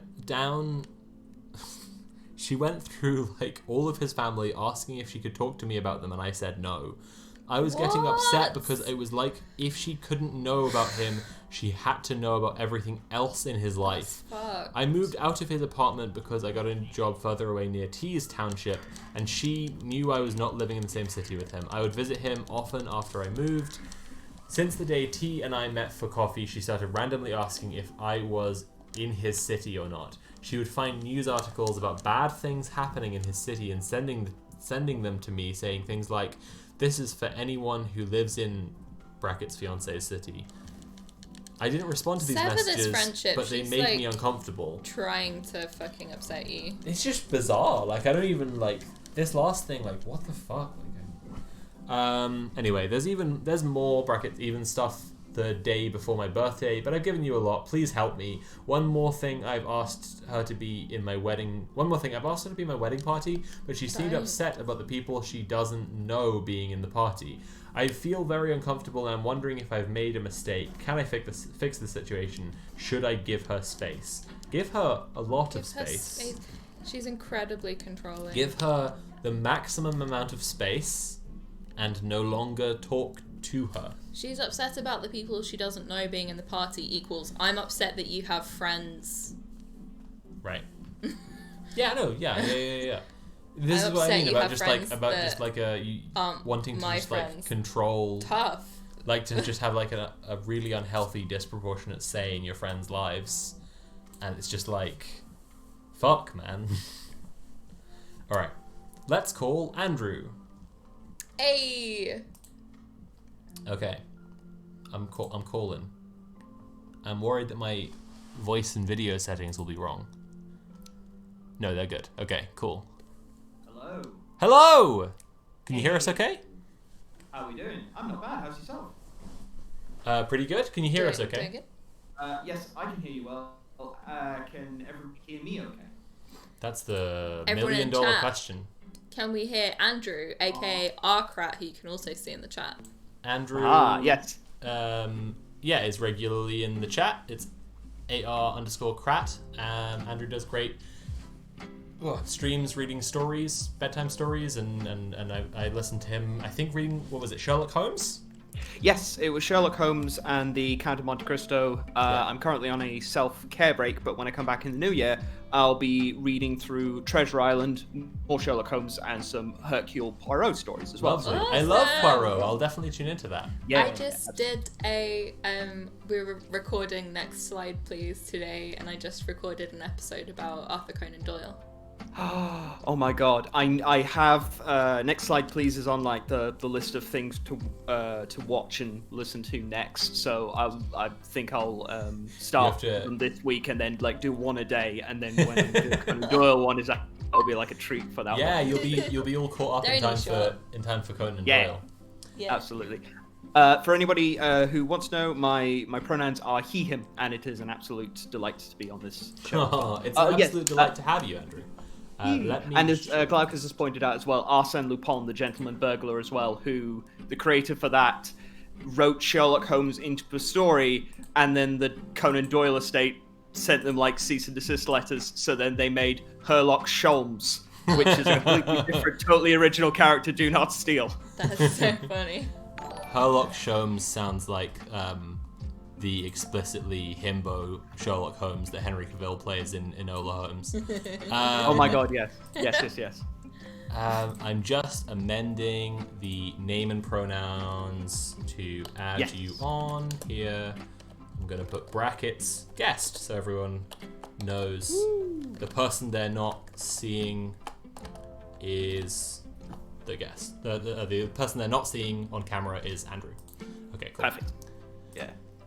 I had a minor discourse about this because people were someone was like, but a himbo has to be dumb, and it's like, well, firstly, like, intelligence is a very nebulous concept, and secondly, like, the least intelligent, like, incarnation of Sherlock Holmes there has yet Right. been, right, who is repeatedly relative. outsmarted by a teenager, is if you can call anyone the himbo Sherlock Holmes, surely. Anyway, what posts have you got for us today? Oh, I have a couple of good ones. Okay. Well, there's a couple I'm like, oh, that's spicy, and there was a couple. There was a minor worrying moment for me because there's the one you read about for emasculating my husband, but that was one.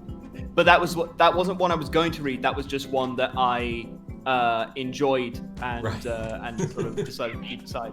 I'm just trying to find 1 second because there was some that we found on Reddit, and then it was like, oh, they've gone to the archive, so I had to bring up the archive post. Right. So just need to find that for 1 second. I particularly liked the ending. I definitely did emasculate him, but am I the asshole for doing that? Yeah, absolutely. Oh my, that last one as well. Oh my god, was a journey. Right, absolutely, all over the place. Oh my god. Right. Yeah, and just steadily like, you didn't think it could get worse, and then it got worse. We have a worse. classic one that we really enjoyed from a long time ago about 2 roommates and a dog. Fufu. And we've never read it on the stream, and I might resurrect it a little bit later on because it's a really good one. Yeah. Nice. It's a just the similar ending kind is of. sad. The ending is sad, but in a similar way to this, where you're like, okay, this person has stuff going on, Right, yeah. but like also fuck off. Like, Yeah. It's like, get in the sea. Get in the sea. right, exactly. Like, I hope you have someone caring around you who can help, but not me. Get away from She just me. keeps telling her, stop don't doing this. Don't get that Yeah. app. Why not? Yeah. Because this one you have is a coupon, which will make everything in the shop cheaper, which is much better than that one. Okay. Okay. Gotta Sorry, I put just that. had to, because we were going to lose the coupon. Okay. I love it. Okay, let's hear some posts. Okay, so here we go. Am I the asshole for crushing my girlfriend's booby-trapped origami stars? Booby trapped? Oh yeah, booby-trapped. Traps within the origami stars. Okay, so my girlfriend is super crafty. She has about 10 Pinterest boards with 1 million pins or whatever each. Anytime there's a little trend that she has, she'll do the stuff for it. I remember seeing origami stars trending a while ago. She did too, and she even wanted to do it so badly, she was willing to buy fancy paper just to cut it into strips to fold up and toss in a jar. Nice. The fancy paper was literally just sheets of colored paper at ridiculous prices to make a fool of someone. Right. I convinced her that it was The a useless 5-minute purchase. crafts pyramid scheme. Yeah. Oh yeah, absolutely. Where Cass Arts basically lures you in and then you're at the back. Right. I convinced her that it was a useless purchase, and eventually she agreed. Well, she found a journal at a thrift store before the pandemic that had fancy paper, so recently she dug it out and started making little origami stars to fill jars and vases with for decoration. There are tons around the house. I honestly felt they were kind of useless, so I ignored them until I was walking in our room and squashed one by accident. It was a satisfying and weirdly cathartic thing to crush it. So whenever I would find stray ones, I would crush them with my hands and roll them into little balls and toss them. I actually love the little origami stars. Right. Yeah. She found out and seemed hurt, which I don't understand. She can always make more. But she told me I could crush them if I just left them flat and didn't roll them. But would prefer if I just left them alone.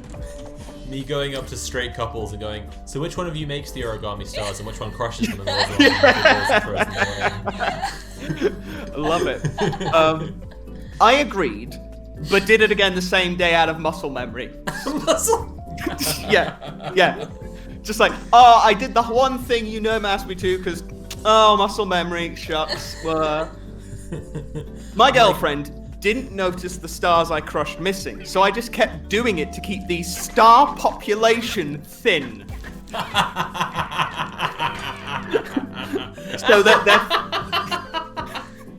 So this boyfriend is literally Thanos. They are crushing out stars in order to sever the code. Origami star Malthus. Just Yeah. Okay. I see it a bit like being helpful because she gets to make more. Well, eventually she found out I was still crushing them. But I told her one of her roommates, she has like 3 in her house, must have been doing it. Oh, It was bad to lie, but I didn't feel like dealing with it. It was bad to embezzle that money, but on the other hand, I love money. It was bad to murder. I agree it's bad to murder, but she was so annoying.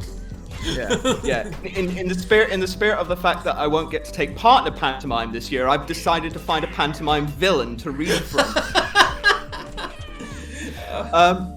She said she didn't want to be accusatory, so I thought she let it go. I found. That's Here not we go. what that means. It gets better. This is a good one. I found out the hard way that what she had actually done was leave booby-trapped stars everywhere. Yes.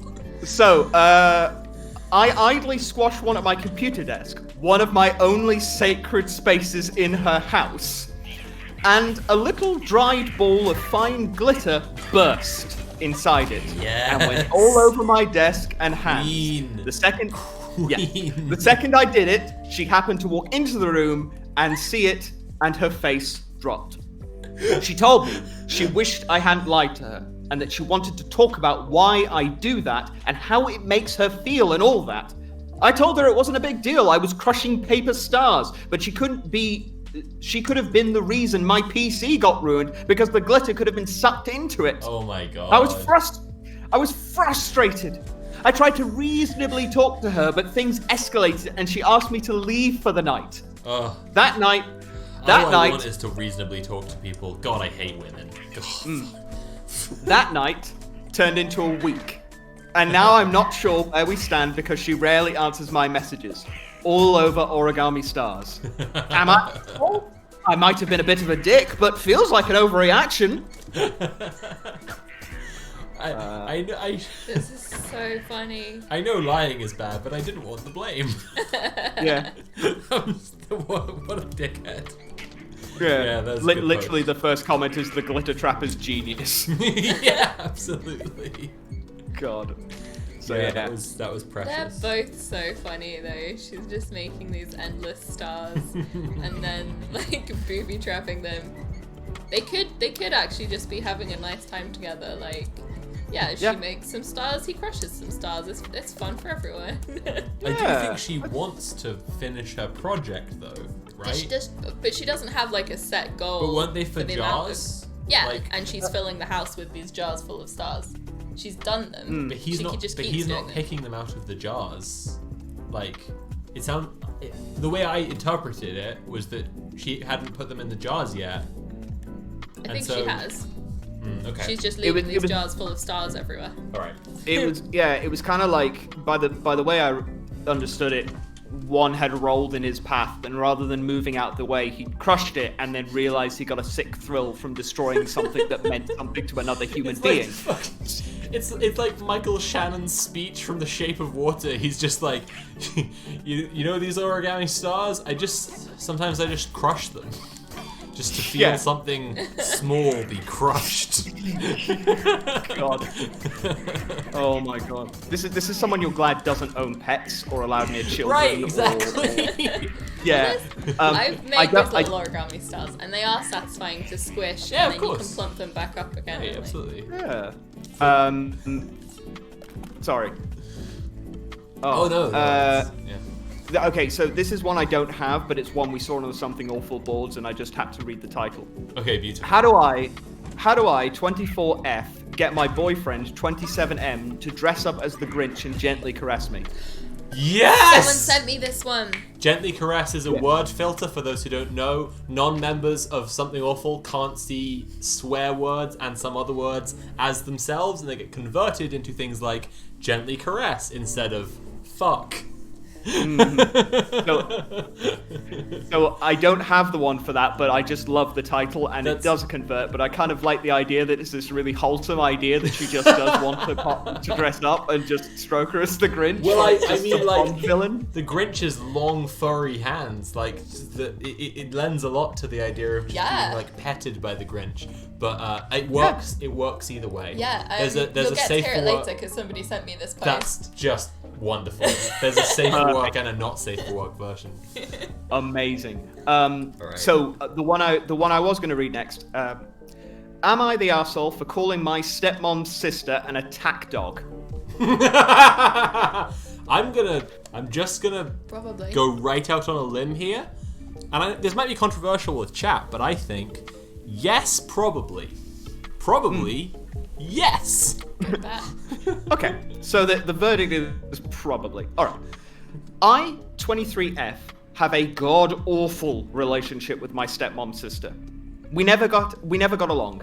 It took a turn for the awful when I was 9. My stepmom and dad wanted my stepmom to adopt me. I said no. They didn't listen and tried to push ahead with it, even going so far as planning a party to celebrate the approval of the adoption before anything was official. Okay. So they had everyone waiting at our house for when we got back from court with the go-ahead. Okay. But I said I didn't want to be adopted to the judge, and the judge respected that. Well, my yeah. stepmom, dad, and stepmom's sister all claim I humiliated her and made it awkward for everyone. Oh no. The alternative, though, was to go ahead with an adoption I did not want and that was never going to happen. Right. Okay. I'm switching sides here a lot. Yeah. Okay. Yeah. Completely reasonable. Ever since my stepmother's It's not humiliating to tell someone, I don't want you to legally adopt me. Unless you force that person to say that in front of a courtroom full of people because you ignored them when they said, I don't want you to legally adopt me. Yeah. That's yeah. Ever since my stepmom's sister has claimed I denied her sister the chance to be a mom. Honestly, I usually respond sarcastically to it and brush it off, but we do not like each other. She has claimed I'm so ungrateful when her sister has done so much for me, and I could have done one thing to make her life by allowing her to adopt me and become a mom officially. Yeah, I have told her completely turning around on this. Yeah, I have told her it's none of her business, that she has no right to comment on my life. She doesn't like that. She believes she has a right because it's her sister I'm hurting with my rejection. I'm just picturing OP as the Baudelaire orphans from a series of events. Oh god, Lemony Sniff gets a series of unfortunate adoptions.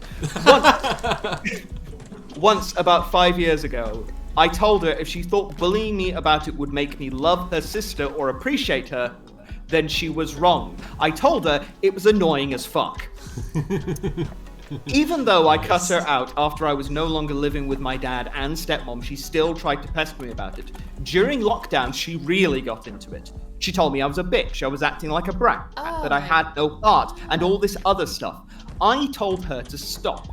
I even said that she was acting more like a brat than I was by continuing the fight when I had made my position clear. Yeah. It's not just her either. My stepmom's... It's not just her either. My stepmom is still doing what she can to get me to change my mind. It's just out of the two of them, her sister is the more annoying and the outright bully. What the fuck? So, but she doesn't live there anymore. Yeah. What? I'm wondering it's like what fortune literally she they're actually has. It's like they're opening up the window to go, and another thing in. It's like... Right. So, in August, I kind of snapped and told my stepmom to call off her attack dog because she was crossing into the territory of being a stalker. Yeah. Yeah, fair. I think calling someone a bitch is worse than calling someone an attack dog, so yeah, I've completely come around on this. Yeah. Oh. This enraged the three of them, my dad, stepmom, and her sister. They said I had no right to talk about her like that, and it was disgusting, and I needed to apologize. I don't think what I said was untrue. She does act like an attack dog. She's like Mr. It. And this is the example she gives. She's like Mr. Burns from The Simpsons releasing the hounds. Yeah. Yes. But do you think what I said was a particularly asshole move? Am I the asshole? By the way, please, regardless of whether you think I'm an asshole or not, please do not call this woman my aunt. You can say whatever else you like, but just please. Okay, that's very fair. Wow, jeez. Yeah, I'm just picturing her stepmom calling her dad Smithers. God. Oh God. Release the Hounds takes on a whole new meaning in the bedroom. Oh my god. Sever the whole family, says Knives In. So they've just constantly like harassed this kid since she was like a literal Cloud child. the Angel says, wasn't OP a dude? Have we missed? No. No. Okay. No, female. She had been like she'd been harassed her entire life. Seemed to be the question. Like when it first mentioned that from the age of being a kid. And she's now 23. Yeah. So her changing her mind on the adoption is meaningless. Can Because pretty much. legally adopt an adult even? I don't think so. Maybe. You can. I just like I guess just there's so a that whole you're it's a whole registered different as a parent. process and stuff. Yeah. But yeah, either way, like since as Harker says, since childhood, fuck. Yeah, right. Wow, okay. God. Oh, what a time. Well, I like Who posts wants- to turn around like that. I like the... Yeah. Okay. What a fun adventure. Speaking of adventure, who would like a really odd one that makes no sense and you're left answered with more questions? That's my favorite kind of post, Andrew. Thank love it. you. Right, so here we go with Am I the Asshole for Holding a Surprise Game Show to See Who I Invite in My Wedding? Oh my god! Yes! Probably, yeah. That's just a yes of excitement, to be clear. I don't think so. I think this person is the best. Yeah. And I'm gonna do this. Is this coronavirus rules? This is hashtag rich person problems. Oh my god. I'm gonna hold So- Takeshi's castle to eliminate out your siblings. There are too many Yeah. of them. Hey. It also opens with the single best 6 words. Uh-huh. Lot to dissect and go over. I'm going to do my best to keep this short and sweet. I have a private island that's been in my family for years. It's a long story. I will post it separately as not to bog down this post. I have that. I will go over that after this bit. Does the private island feature in the game show? Is the game show not a game show, but instead the most dangerous game? It's that film that we watched with the woman who was getting married and the family. Oh played my the god, game it's and- Ready or Not. Yeah. Oh my That's God. good. So they say, like, to answer the question, you will have no, I'm not rich. What? Press X to doubt. You... Press X No, to doubt. I'm Yeah. not rich. Yeah, not rich. I just have a private island. No biggie. You know, just like everybody else. I'm not rich. Lenny. Asterisk, and then there's a footnote that says, compared to Jeff fucking Bezos. Maybe they're asset rich, but not cash Yeah. rich. I don't care. Not yeah. liquid. Oh. Anyway, due to current situations, my fiance and I had to cancel our wedding. The silver lining is we got most all of our money back on venue, catering, honeymoon, DJ, etc. Basically the expensive poo-poo. We found ourselves stuck with the dresses, tuxes, and things that weren't refundable with no real knowledge of how or when we'd be able to use them. Our wedding was supposed to be our anniversary, so jokingly my wife suggested we go to the island. Myself, nor The island Yeah. is so ominous. Yeah. Jesus Christ. Yeah. How much... It makes me feel like I have to ask this question. How much killing is involved in the game show? How many people die by the end of this post? None that are referenced, although I would love to see an edit saying legally I can no longer talk about this. Edit. All you people assuming that the losers of the game show are still alive to resent me are incorrect. Are incorrect. Where was it? Myself nor anyone in the family has been thrown to the island. I contacted the proper channels and arranged a surprise trip. We honestly assumed it'd be desolate and the trip would be very Scooby-Doo-esque. The trip That's what I want all my holidays to be like. Scooby-Doo-esque. I really want to be terrorized by a janitor in a silicone mask of a fucking zombie. That's all I want, is to fucking split up and look for clues on my holidays. it's when they talk about being desolate, and it's like it says the assumption of it being desolate and Scooby-Doo-esque, and it's like, where is the rest of this post going? Then we started being menaced by a ghost. Yeah. But then eventually we realized it was just a projection onto the side of the cliff, and they were trying to drive us away from Grampy's gold. Am I the asshole for punting Scrappy-Doo off the island? Am I the asshole for building a 7-story tall sub sandwich and then letting my giant dog eat it in one enormous bite? Am I the asshole for saying no ascots on the island? Am I the asshole for losing my glasses repeatedly and then crawling down on the floor saying, my glasses? I can't see without my glasses. My glasses.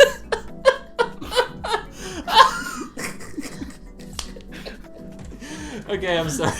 This post is gold. All right, let's. I do now want an Am I the Asshole from the Scooby-Doo gang that's just them repeatedly, like, posting about their trouble. Right. That's so amazing. So, anticlimax. The trip turned out great, and we had the genius idea of throwing a wedding there. So, back to the original thing, which, again, I want the Scooby-Doo-esque thing to have come through there. The Scooby-Doo post is like, am I the asshole for wanting everyone to acknowledge it was my plan, not our plan? My friend 25M, let's call him F. He's saying our plan to catch the ghoul, but actually it was my plan. I love it. So, in case you were wondering, the island can comfortably accommodate about 30 people to spend the night. It could probably uncomfortably accommodate 50 people. Why did you work out that? Because we had the money and the general plan of how we wanted to go about it from the first wedding, we decided to go for it. The problem is, we knew we couldn't accommodate everyone. While I'm more family-oriented, her friends are her family. The coronavirus restrictions don't figure into this because it's a private island, so they just have their own law. Yeah. Genuinely, when I first read this, thought there was going to be a follow-up edit that revealed it was Kanye West. The way they're talking about this. Am I the asshole because I keep getting abducted? My friends keep saying they have to rescue me, but I can't actually help that the abductors keep going after me. I love it. I came up with the genius idea of creating a Jeopardy-style game. My wife is a computer programmer on our wedding website. Oh my god. We made sure website for their wedding. On our wedding website. Yep. Jesus fucking Christ. I draw your attention back to the first thing to answer the question you have. No, I'm not rich. We made sure to make it accessible enough for our grandparents and elders to be able to use it. It was live, and at the end, we tallied the scores, and that's how we decided who we would invite. 30 is enough people that your grandparents should have a definite invite. 30 people for the comfortable accommodation. Your grandparents should be an automatic in. They shouldn't be in the Jeopardy game. What the fuck is this? Sorry. Yep. Okay. Yep. Now, a lot of our family are up in arms. They said that's not a fair way to pick one out who can attend our wedding. But the way I see it, there is no fair way. Our hands are tied, but for obvious reasons, we have to keep our wedding small, and we just can't afford the insurance of having that many people there. Oh God. Were we assholes for thinking a game could solve our problems? FYI, the questions were about us and our relationship. A decent amount of the answers were on the actual original invite. Then it's what? Okay, all right. They were asked about like how could they afford a private island. So this is what they responded with. I can't. I have to preface this story by saying I signed an NDA, so certain things I can't really say. My grandmother was an underage maid in another country. She worked for a wealthy family and she ended up entangled with the head of the home. Upon falling pregnant, he denied it and fired her. Upon her seeking legal counsel, he basically gave the hush money, which she used to emigrate with my baby father. She emigrated, met a man, made more babies. When her husband passed away, she found herself down and under again. Around this time, my father was getting ready to attend university and she had no money and worked full-time with small children. She reached out to his birth father and constantly wrote to him and whatnot. He never responded. His mom came around, things went back to normalish. Years later, his birth father passed away and his mom was surprised to be contacted by a lawyer and found out he actually left my father a property. No money, just a property. The property was on a private island. We have a lawyer from a firm who is in charge of keeping it in a trust. No! There's certain taxes and fees associated with it. To be honest, it was never really on my radar until my father passed recently. It's now mine because technically my siblings are my half-siblings. My mom and dad have never been. It was my dad's plan to sell it up until 2 months ago. My mom, dad, grandma, grandpa, and I all signed an NDA to basically not reveal the terms of the will, who he is, and a couple of other details. This is pretty much all I can reveal. I was, that was when a lot. when you fucking said that he was that OP was saying, like, they're saying I'm not rich but I have a private island. I was like, I just acquired it through wacky shenanigans where I'm a super sleuth and I solved a case for the King of Belgium, and as a reward, he gave me a private island. But I'm not rich, I just have this. This is just a thing I happen to possess. And it's like, it is that. The fucking Scooby-Doo-esque, it just continues. These people live in the Hanna-Barbera universe. I can't fucking handle this. What the fuck? The first comment I noticed after reading all this was someone going like, is he talking about Epstein or? Oh my god! Imagine if the fucking wedding was the Epstein sex island. Like, it's just it's just the Epstein pedophile island, and they're like we can have a wedding. Like, they're like, OP's dad was planning to sell it off because, you know, and then like they tried going there and they were like, okay, but it's a really nice island. And then they're like, well, we can't sell it right now. No one really, it's too hot right now. we need to wait until the heat goes down on the Epstein pedophile island, and then we'll be able to sell it. The Hanna-Barbera cinematic universe, as Harker says. Yes, this is where it all begins. For those who've seen my Zack Snyder preface video, whether you've seen my Zack Snyder video or not, The Parable of Dick Suckle is the informal title of the preface video. Dick Suckle, president of Atlas Entertainment, actually purchased the rights to the Hanna-Barbera actual cinematic universe, and there are plans for him to make the Hanna-Barbera cinematic universe. He's working on a movie or a series right now called stops in between to make an acronym, Scoob, like SCOOB. Like they're like an elite mystery solving team. Oh no, it's gonna have the military in it. Like, it's an actual thing. Like, anyway, that's just... They're gonna put the military in that. For those who watched the thing about Dick Suckle is currently adapting the actual, for real, I'm not kidding, Hanna-Barbera cinematic universe. What are the other Hanna-Barbera? Is Flintstones one? Jetsons? Harvey Birdman is. Birdman, yeah, that's definitely one. Hanna-Barbera, so yeah. Harvey Birdman gets a gritty Zack Snyder remake. Oh my god. It turns out his paralegal is called Martha, and it's like, why did you say that name? It's his paralegal's name. Oh god, there's just like a slow motion shot of a slow motion sequence of Harvey Birdman's parents being gunned down in an alley. God. A young Harvey Birdman in like shorts and a t-shirt is splattered with his father's blood. Yes.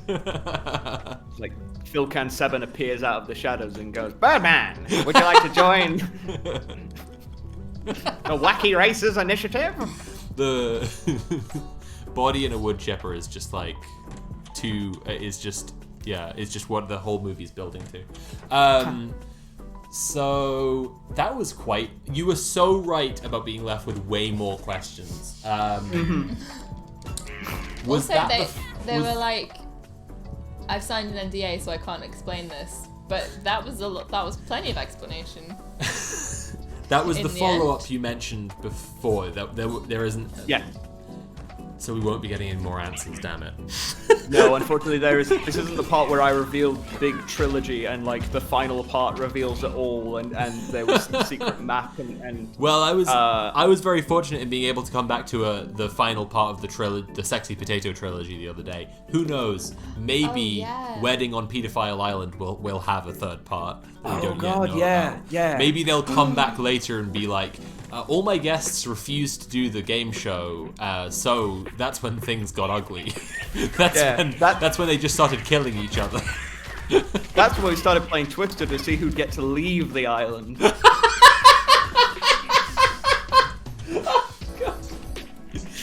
Am I the asshole guessed- for taking blue square in the last place on the raft?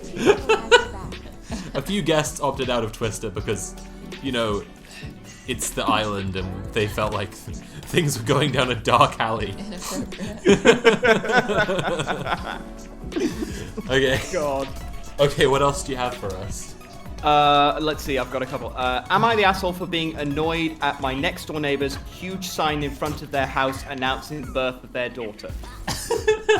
Yes. How huge? I mean... All I'm going to say is buckle up, because by the end of this, you're going to hate someone with the power of 1,000 suns. Oh my god! Is that how bright their sign is? I'm just... Oh! I'm just Like, imagining I'm just imagining the I think you should leave. Tell them it's the ugly house on Fillmore. The one where you can see the KFC sign through the front window. Oh, God. Right. As background, I moved in August. I had not seen the wife next door very much. Maybe she just wanted to stay out of sight while being pregnant. I did see the husband next door frequently, and he's a very pleasant, friendly guy. We'd had several neighborly conversations. A week ago, I told him that after the baby came, I would be happy to help out with raking their yard or whatever else they needed. I was actually just took it upon myself to rake the yard last week, not knowing if one of them was going to come out and ask me what I was doing. I came to find out that that's actually the day they both came home from the hospital with the baby. I saw him and offered my happy congratulations. I don't think he noticed about the yard, but I didn't blame him at all under those conditions. There's an energy to this one. Oh yeah. There's a vibe to this post. The next day, I saw that they had put up a big sign in front of their house announcing their daughter's first and middle name, the day she was born, and both the husband and wife's name. For some reason, this just irritates me. I am a mother myself, and I could never have imagined doing this, nor have I seen or heard of anybody else doing it. Plus, in the midst of COVID being the worst it's ever been, this just really rubbed me the wrong way. In the midst of COVID being the worst it's ever been, and us being unable to go around and show people the baby, Right. They decided to put up a sign telling everyone about the baby.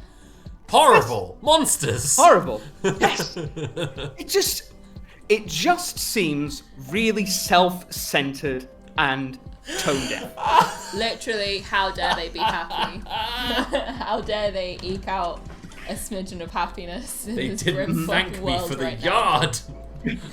As if somehow they are expecting the general public to be as thrilled as they are about their baby, when who knows what everybody is going through right now. Some They people also- might have raked their neighbor's yard and then not even been thanked. They also, the final line is what gets me. It's like, they also included enough details on the sign that makes it look like they're fishing for baby gifts. Like,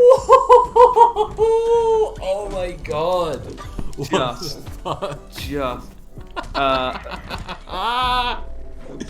They put their Patreon on the sign. Yes, well, maybe actually they're having a hard time during coronavirus too, Right. and they want their child to be born into a safe and happy household as possible, and fishing for baby gifts, maybe Which isn't you the don't worst even. thing in the world. I mean, yeah, but then even if they were you don't doing that. even. Yeah. I'm sure they're not. Jesus Christ! Oh my God. I love the comment below as well, like, God forbid somebody share their happiness. Did you also steal presents from the Who's down in Whoville? OP from that other post has found the Grinch to gently caress her.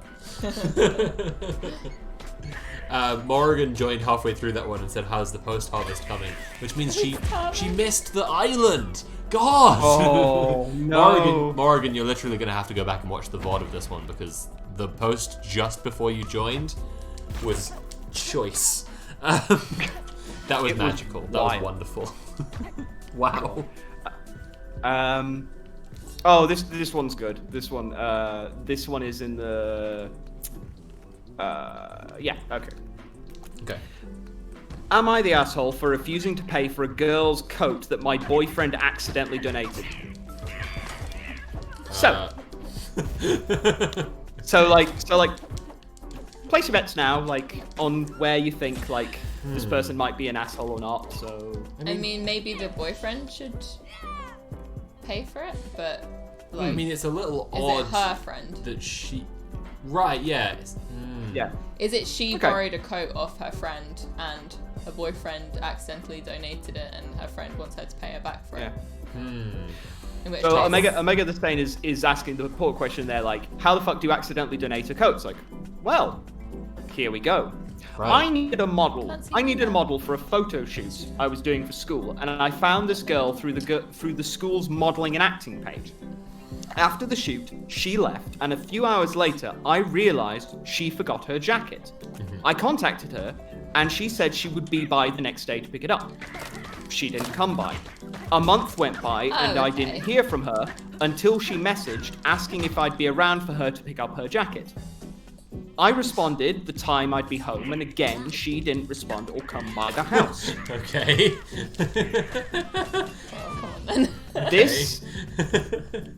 This was almost 8 months ago. Oh, God.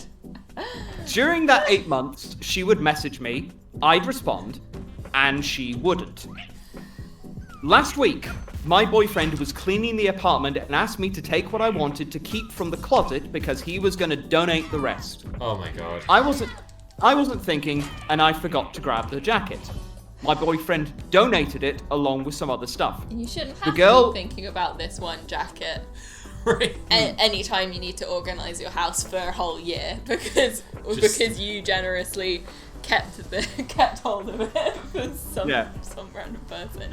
Oh my God. So, the girl reached out to me again, like clockwork, saying that's my ad lib. It doesn't actually say like clockwork. The girl reached out to me again, saying she would be by to grab the jacket, and I just was honest with her and said I didn't have it. She was furious. She's demanding I transfer her $250 for the jacket, $250? and I'm refusing to. Are you fucking kidding me? Yeah. I understand the jacket was expensive, but I had it for 9 months and she didn't care at all. That's the storage costs. Right. You paid her the storage costs in your house for the price of the jacket. Done. Right, exactly. I keep getting messages from her saying I'm basically committing theft. Oh my God. Should I transfer the money? Am I the asshole? Don't transfer the money. Don't transfer the money. Like, I can totally... Like, sure, can I imagine, like, letting something like this slip for ages and ages and just forgetting to come back to it, and then maybe one day coming back and picking up my shit that someone's kindly taken care of. Sure, I'm a terrible person. But I could not fucking dream of feeling anything but embarrassed for leaving it so long and, like... expecting someone else to pay for your shit that you just left. God fucking nightmare. What the hell? Fucking nightmare. Jesus Christ. There's some things. Wow. So, alright. Do you have a last post for us, and then we'll move on to Natalie's submissions? Yes. So it's between one that is it's a little bit on the serious side, but it's one of these you just feel better coming out the other side kind of thing for it. All right. Yeah, I'm gonna. There was another one, but like it's been. I think it was a Reddit found it to be a fake or a bot or something because they've removed it. So, happens. So this genuinely has a serious title, but stick with it because it's genuinely like you'll feel good coming out the other side of it. Okay. Am I the asshole for being too honest about why I don't drink? So, I'm 33 and I had a serious drinking problem since a young age. My dad was an alcoholic, so booze never lacked in our house. It nearly killed me when I was only 27, and I was in the ER for alcohol poisoning. It was too close a call, and after that, things had to change. Wow. With my wife's support, I went to rehab, and I'm proud to say I've been sober 5.5 years. Awesome. My flatmates invited our friends over yesterday. It was 7 of us in total, including his friend, Mark.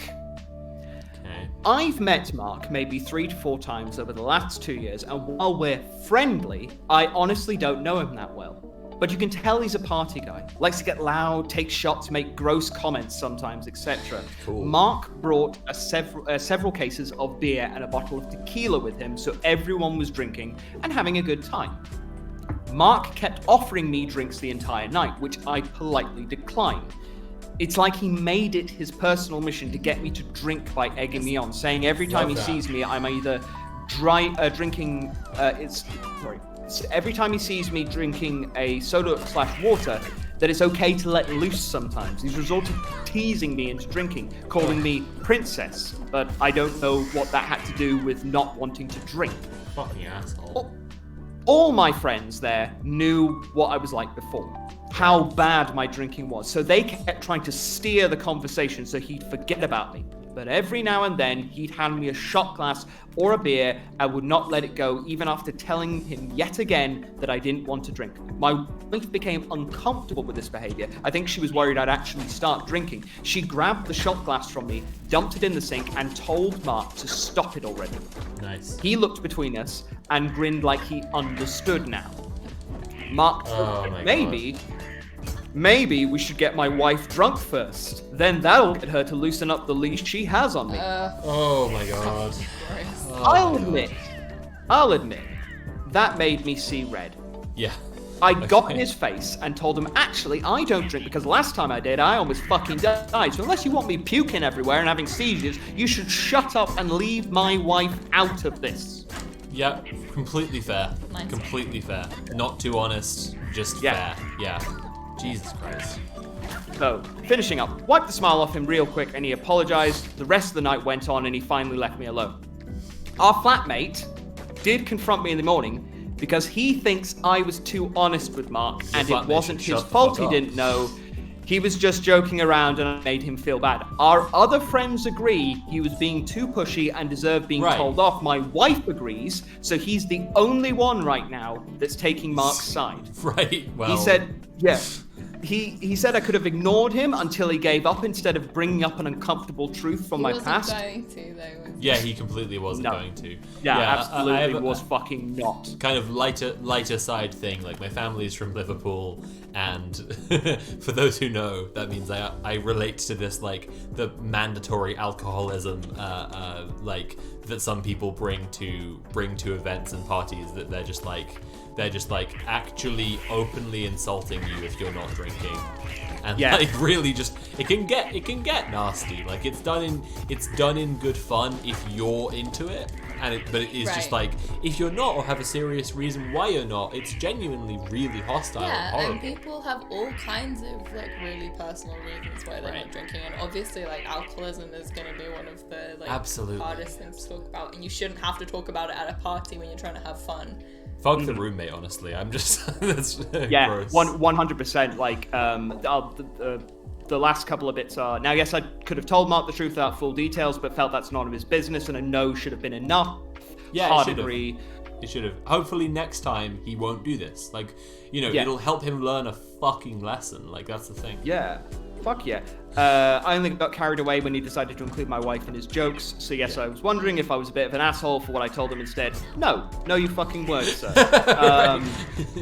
And it's like, it speaks to me as well, because in a very similar way to yourself, Soph, I grown up on the west coast of Scotland, and there's a very, very similar attitude to drinking. And as someone who is the same age as this person and is teetotal, not for the same reason, but doesn't drink for my own reasons.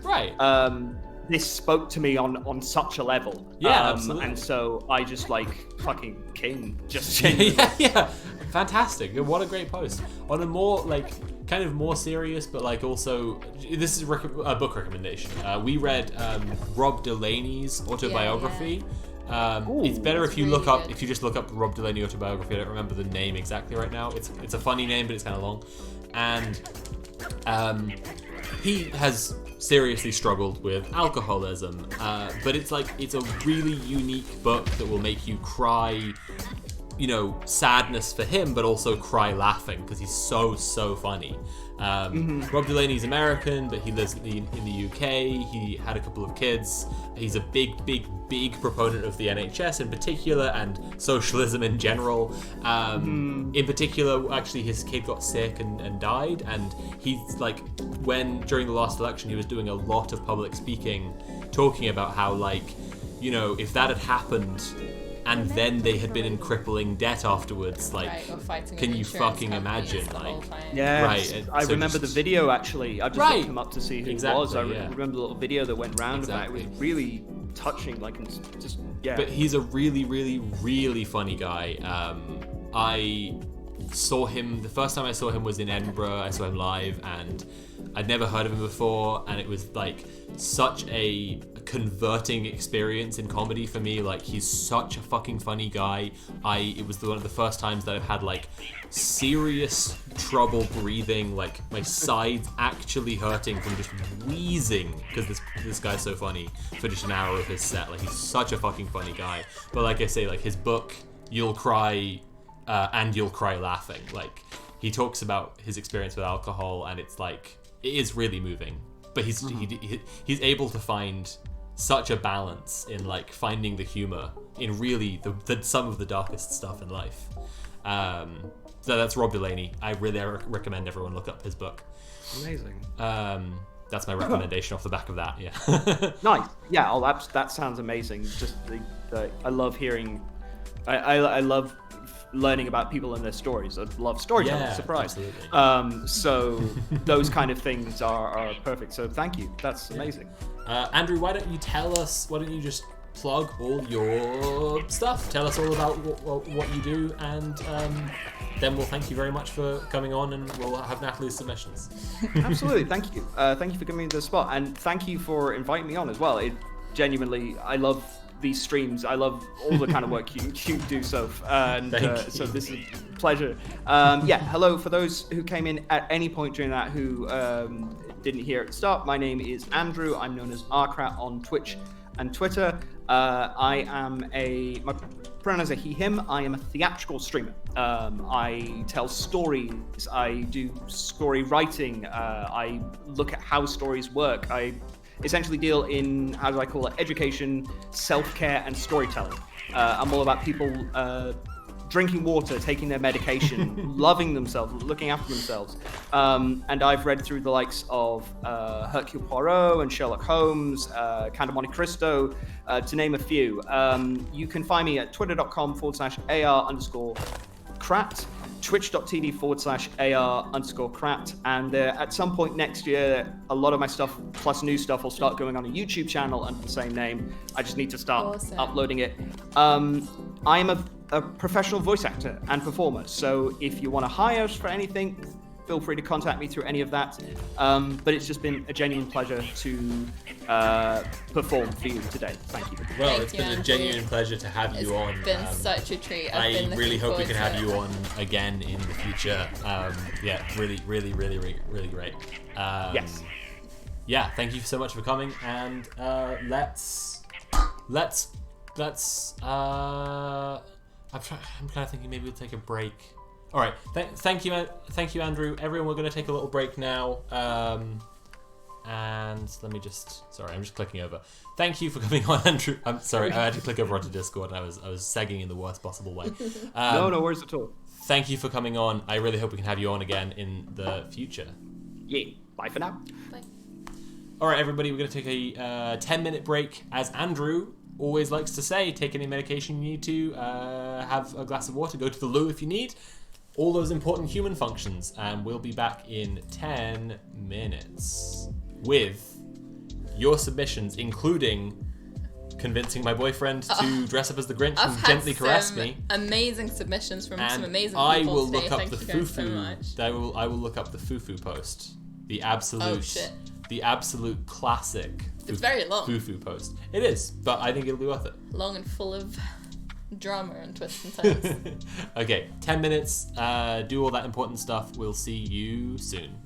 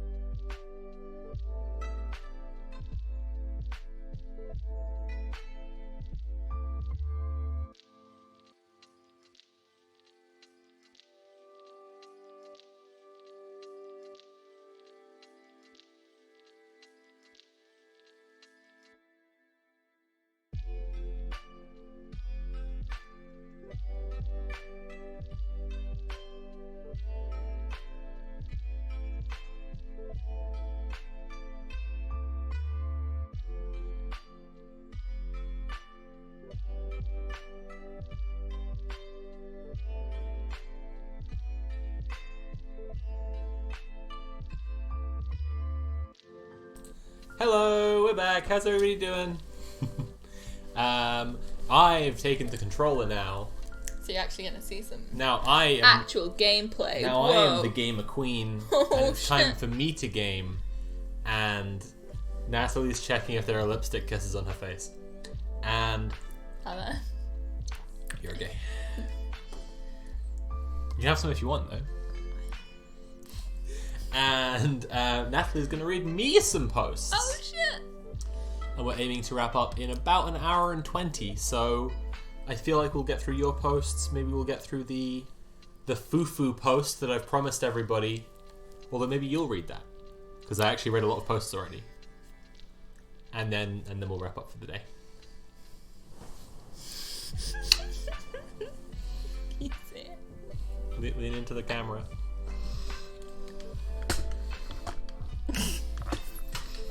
Stupid. Okay. I'm gonna start with Andy's post because Andy extremely generously sent me 3. Wow. That's a ton. Okay. Which one should I start with? Okay. Oh shit. Transition. Did you give this post a listen? Alright.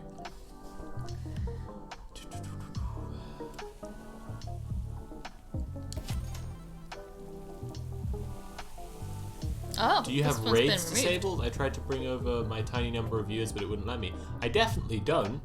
I certainly do not have raids disabled. I don't know why I would have that. I can go check, though. Just in case. Because that would be annoying if that were the case. Sorry, everyone. That's what I'm doing now. Because I do sometimes get fairly sizable raids from fairly sizable channels. Sorry, everyone. Would like to make sure that's not happening. Because of how annoying that would be if that were the case. Let's see. Create a dashboard. Preferences, channel.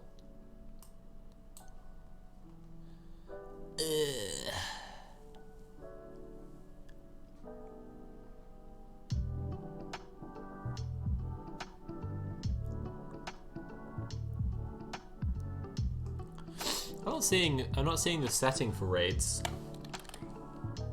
Oh, here we go. Oh, here we go.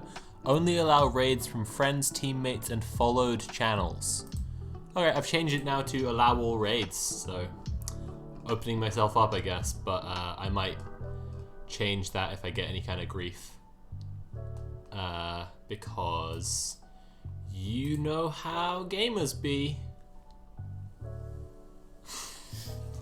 How they have been in the past, in fact. Anyway, let's get back to it.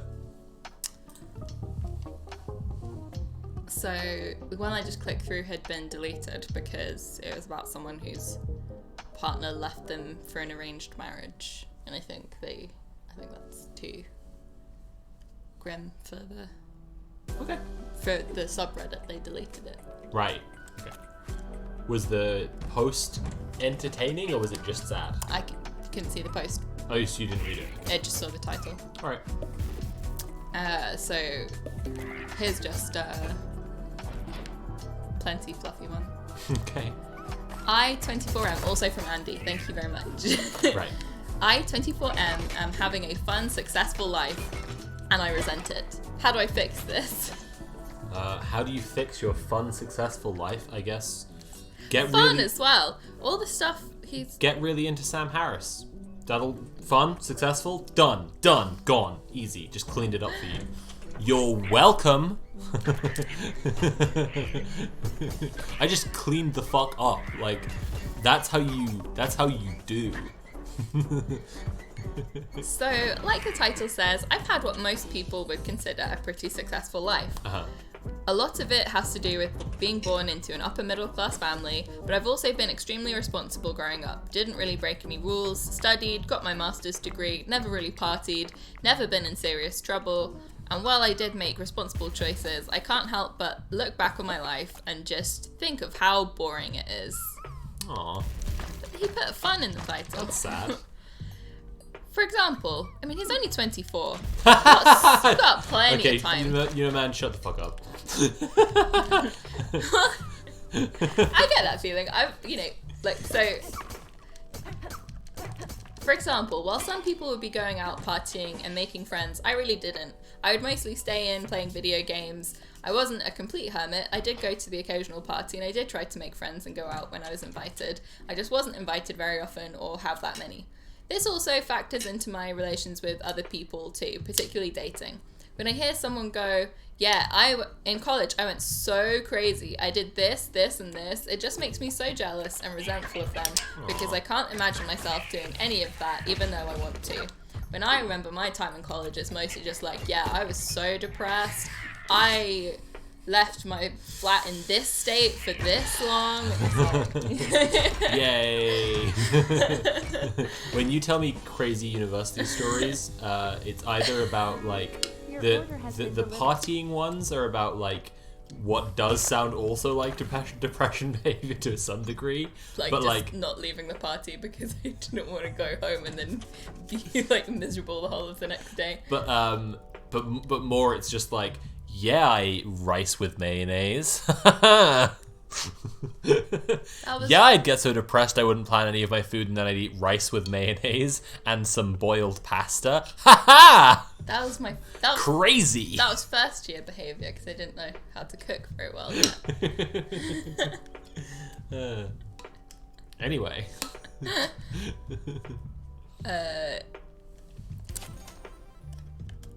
And now, as people I know are getting invited to weddings left and right, and I think I have maybe one I can see myself getting invited to in the future, I can't help but feel like I wasted my life a little, and I feel like I'm in a rut that's not possible to get out of. That's sad. It's absolutely possible to get out of it, but also keep things in proportion because, you know, your friends aren't necessarily all going to loads of weddings. Like, Yeah, that's a thing. Like, you're seeing people always, enjoying like, themselves on Facebook, right? And Yeah. It's they literally call it like the Instagram effect. right, like you went to some parties, you're just hearing about the good time highlights of what people have done. Yeah. Like, Don't get too fixated on that, you know. yeah. Yeah. How do I get over this feeling like the fun parts of my life have passed and the resentment I feel that I never got to take part in them like my peers? I don't know, think bud, definitely you're fucking cis. Like, sorry. Like, fucking, you didn't, like, lose decades of your life to being the wrong gender. Like, sorry. I do think it's largely just the Instagram effect, like. it sounds like loneliness as well, like Yeah, sure. try out some hobbies and shit.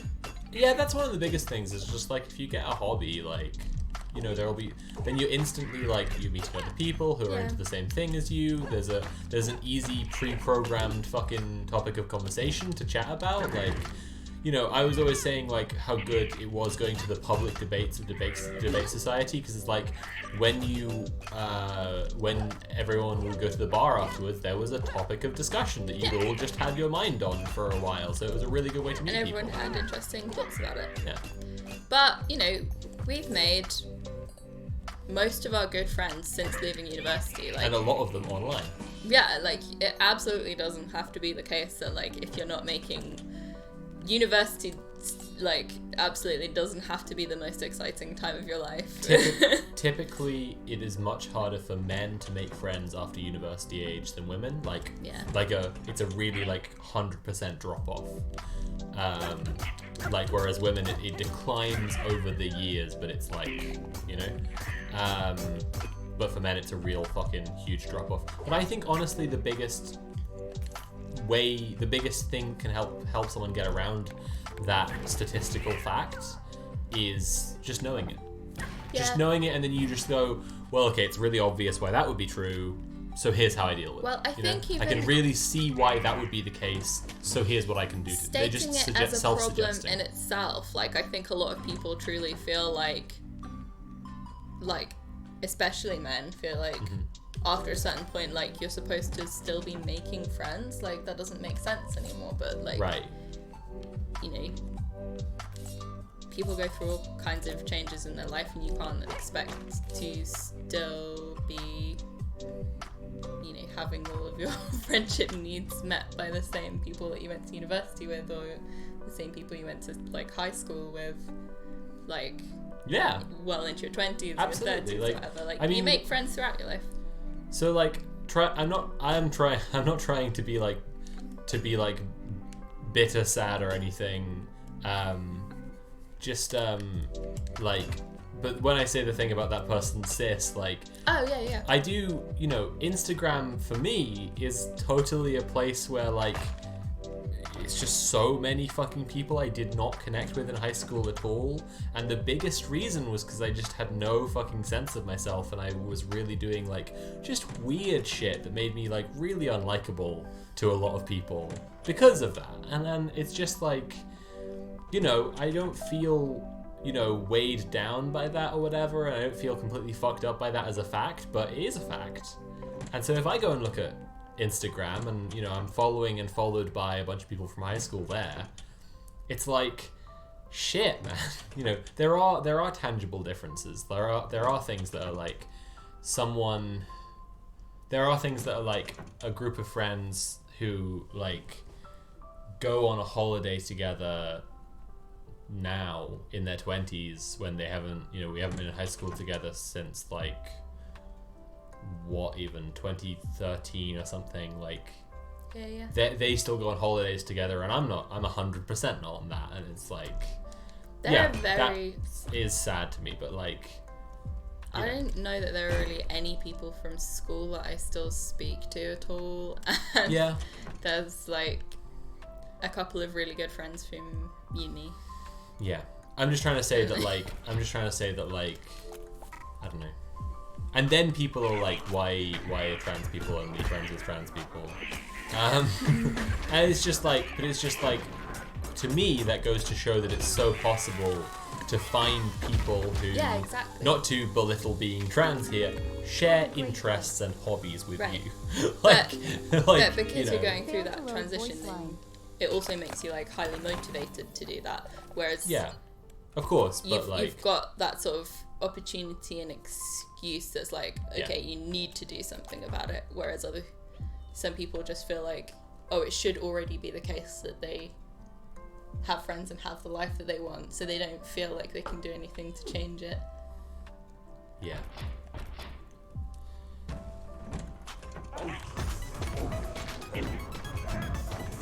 But, like, Top comment, your time for fun is far from over. yeah, it's absolutely, the main thing is just, like, it's never too late. And that's kind of what I was kind of also trying to get at a little with saying, like, I don't know, you're not, like, you're cis. Yeah, so, totally. Because, like, you know, it's If you can all sorts of absolutely, fucking like, turn people, things upside down like that. all sorts of fucking people are trans. So all sorts of fucking people realize at all sorts of fucking points in their life, like, I need to make a radical change that is effectively pushing the big red button on everything before this point. Like, that, the trans reading, the only reading of I'm thinking of ending things, is like this dialectic between the egg self and the transitioned self, right? Jesse Plemons plays this, like, egg self, this character who's the male presenting version of the main character. The two main characters are, you know, they're one. And, like, their argument is basically about, like, should you just abandon and completely kill and move on from that person you were attempting to be before, or is there anything that you can kind of pick up and hold on to? And it's like the overwhelming conclusion of the movie, and this is just true in practical sense too, is like, you just find that unless things are really essential, like your job, right? Like, it's hard to just, like, change careers or whatever. Besides stuff like that, it can wind up being easier to just let things go. You know, I'm thinking of ending things. Yeah. Because that's what it's like. Because to so much of a degree, right? It's comparable to, if not, you know, suicide, it's comparable to, like, a breakup. Like, it's just like, I'm not going to see this person anymore. You know, that doesn't necessarily mean I'm going to move to a new town, but I might move to a new town. It doesn't necessarily mean I'm going to change my job, but I might change my job. It doesn't necessarily mean I'm going to have to get new hobbies, but I might get new hobbies. It doesn't necessarily mean I'm going to ditch all my friends and make new friends, but I might ditch all my friends and make new friends. You know, it's very comparable.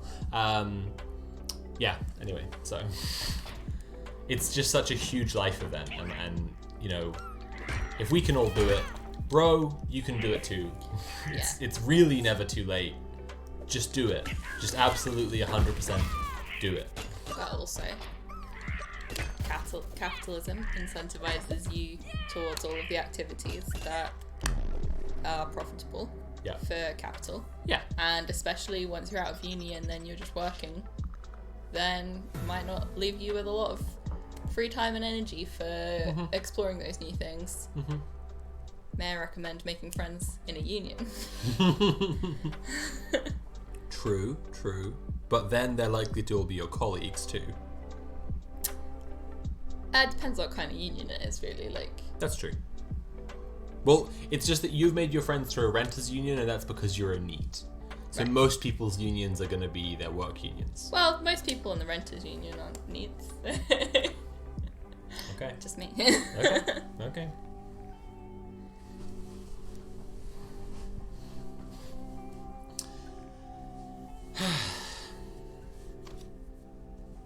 It's definitely one of those examples of thing I have too many things to say about.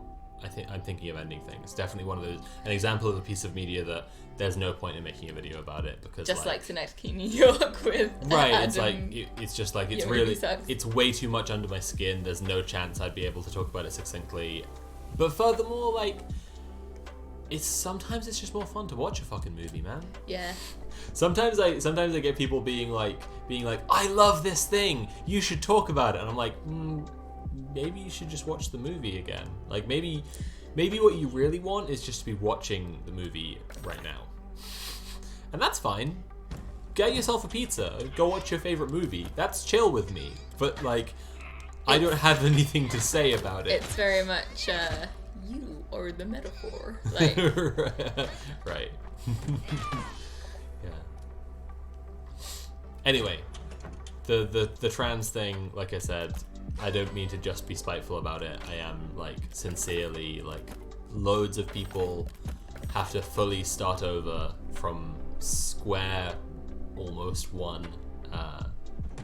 It's never too late to just go, join a creative writing course. Start rock climbing.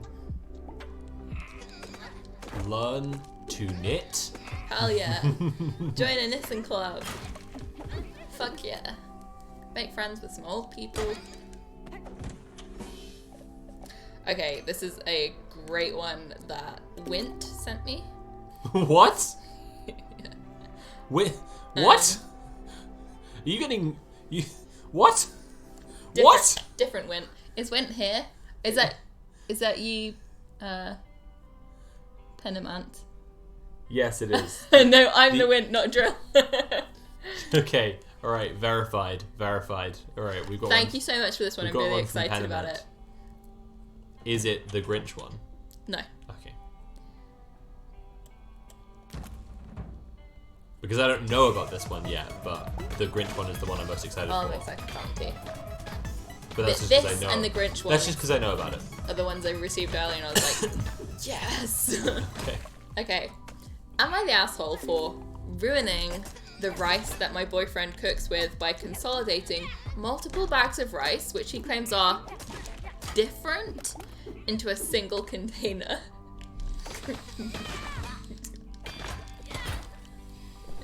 Which he claims the boyfriend are different. The boyfriend may or may not be white, but OP is white.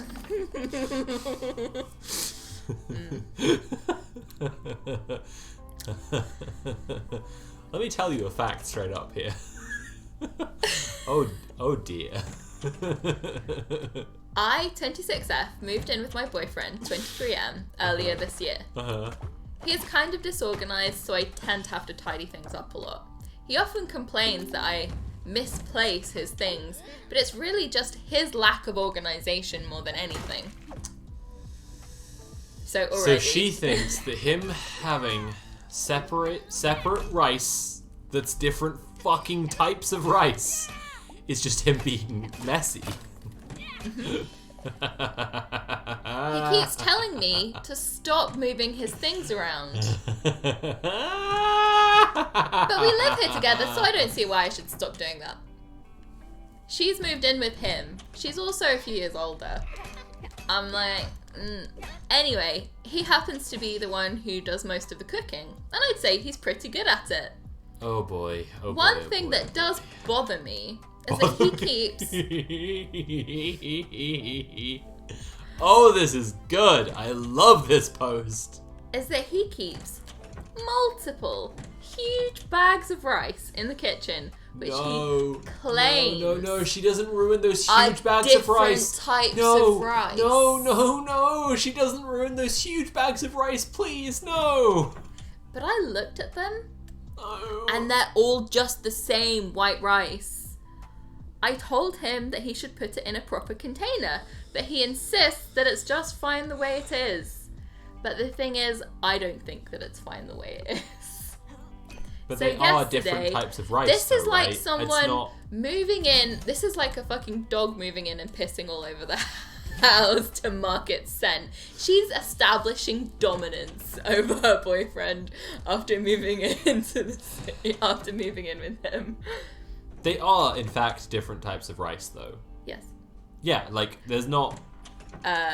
Yes. No, he doesn't have a crazy rice blindness. Like he's not. No, it's. Okay. All right.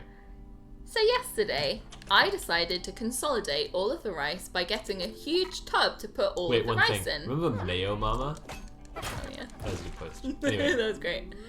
I dumped all 3 bags in there. when I do that, folks, you're getting a very organic look into our home life. I just me just randomly remembering posts and then going, remember this post? That's just me throughout the day, every day. Very organically. I dumped all 3 bags in there and put it in the pantry. When I texted my boyfriend and told him where I put the rice, he completely freaked out and said that I ruined the rice. Yes. He texted me that I can't mix basmati rice with jasmine rice. Fuck! I fucking knew it! It is different types of rice! Yeah, Jesus different Christ! types of rice. No! He told her it was different No! types of rice. Fuck! But it's all just white rice. I don't see how it's any less edible. When he came home, he just started yelling at me, and it was really hurtful because I was doing him a favor. Am I the asshole here? There is a video, and I think it's from like tele. What is it called? Televangelical? Those preachers. Televangelist. That the Surfs tweeted out the other day. The Surfs tweeted this video and they just tagged it leftist infighting, and it was this guy being like, now give me your salt, and he'd given the guy a palmful of salt. Give me your salt, and the guy pours his salt into a bag that already contains some salt, and he ziplocks it and he shakes it and he goes, now can you tell which is my salt and which is your salt? No. Just reminded me of that.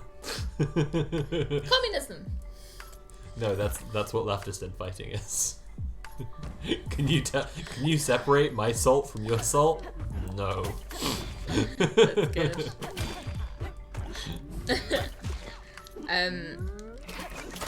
I really like, so the comments on this are good, and someone said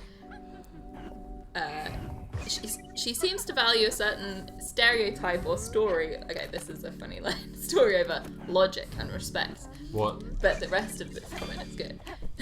You've really poisoned the well. You should have not read out the first line of the comment. She's fixated on the idea of that her boyfriend is a nutty professor type who's great at cooking but bad at organising, and she's the female assistant he can't live without. To be clear, I've learned what poisoning the well means from Jordan Peterson fans, so I do believe that saying what someone said is poisoning the well. You really poisoned the well by reading me the start of that post, the start of that comment.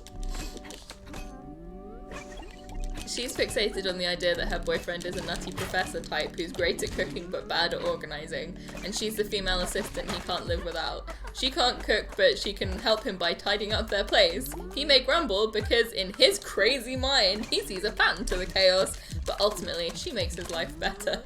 Unfortunately for her, he's not crazy and the pattern is written on the bags of rice. The pattern is written on the bags of rice. Yes! Yes! The types! That's the... Fuck! I'm so angry and sad. I wish someone would invent an emotion that's the exact mixture of angry and sad I'm feeling listening to this post. She is indeed I'm one sure of those... Germans have a word for this. Post-sadness. I'm gonna... It's called posting sadness. It's really funny because Schadenfreude would be... No! If anything. It's the closest. No, this is posting sadness. I'm not taking... Just step above. I'm not taking joy from her pain. I'm sad because of... sad and angry because of how bad she is. She is one of those people who thinks their good intentions override the reality in which someone told her no. Maybe she just thinks she lives in a sitcom where she's doomed to play out her role as the grounded, reasonable wife to the crazy rice expert man. Yes. Andy says Schadensohn, and that's a pretty good one for mixing the shame, sadness, and the like rage, anger that I'm feeling.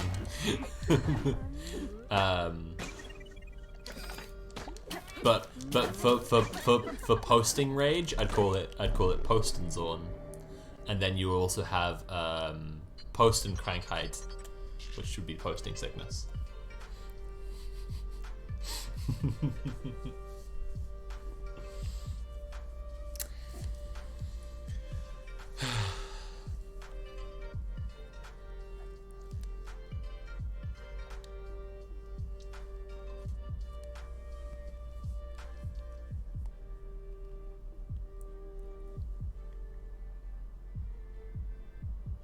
Okay, here's one that Pronouns in Bio sent me.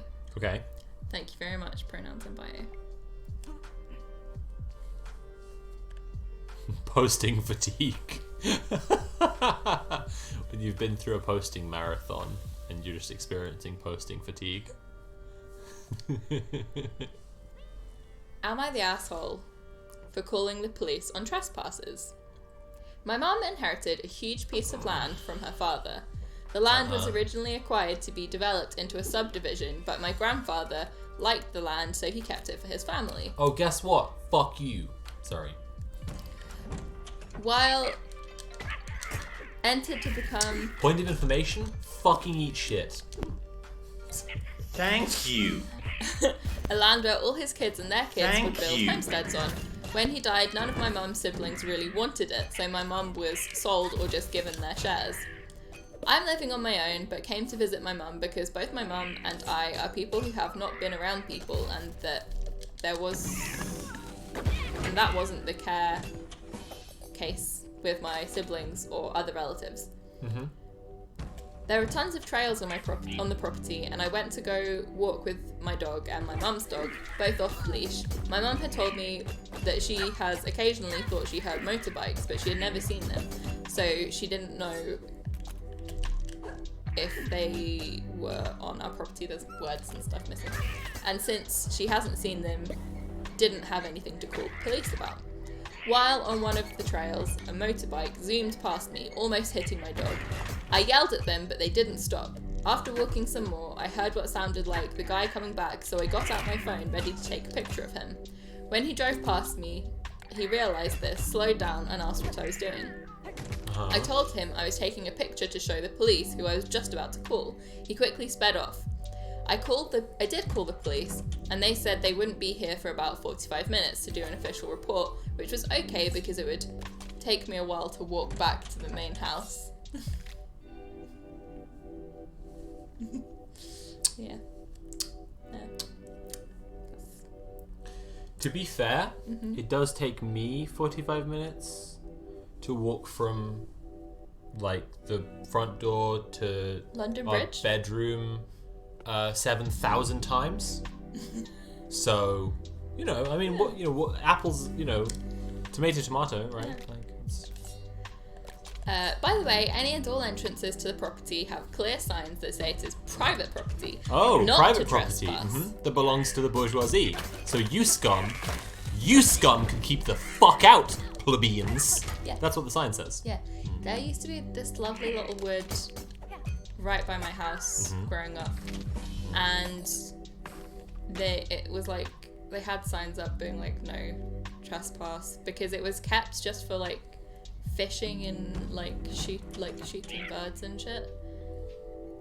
Sucks. We just went there anyway. This is my obviously. big dick Obviously, we just violence went wood there where I anyway. kill small animals. So please stay out. Obviously, we just went there anyway, and then occasionally we get caught by some old man who'd tell us, "Hey, you're not allowed to be here," and we'd be like, "Okay, we didn't know." It's, to me, the weird thing is how much like dudes in the suburbs have the same attitude as proper like Tory fucking scum landed gentry, like but about their Just, like, mid-sized regular house and lawn Yeah. and like gravel pathway, like in high school, like just a regular place that me and some friends would sometimes cut across, going from one place we were a lot to another place we were a lot. It's just across this guy's gravel path, and more than once he came out to fucking yell at us, and it's just like, dude, it's not a flower bed, man. Fuck off. Oh my god. I got killed so hard the world is shaking. Jesus fucking Christ. No! Oh god, it's like Twin Peaks Season 3, Episode 5. Jesus Christ! Oh my god, it's all happening. Oh fuck. I've got to get out of here. Jesus Christ. Oh my god, that was too much. That was too fucking much. Did I mean 5? Maybe 9. You know the minus one. Huh? You know which one. What are you saying? You weren't watching the screen, you don't even know. About 15 minutes later, I was in part of the trail that parallels a road and was near one of the back entrances we have. A truck was sitting at the entrance. It had a different dirt bike in the back of it. I couldn't tell if someone was in the truck, but I knew the truck didn't belong to anyone that was supposed to be there, so I took a picture of the back license plate. A guy rolled down the window and asked if I was the same guy who said something to his buddy. I said yes, and that the police were already on their way because this was private property and they were trespassing. The guy gave me the finger and drove off. When the police came, I explained that I explained that the horrid little paws have been on my property again. the whole post is just quite badly written. I explained that this was the first time seeing them. This wasn't the first time my mum thinks they've been on our lane. Officer basically told me I was wasting his time reporting such a minor thing, especially since it was Thanksgiving. He said that I should let people have their fun. I reminded him this was private property and these people were trespassing. He shrugged and said, "Well, where do you expect people to ride their bikes around here when subdivisions are taking up all the land?" My mum and I went to report the officer, but I wanted...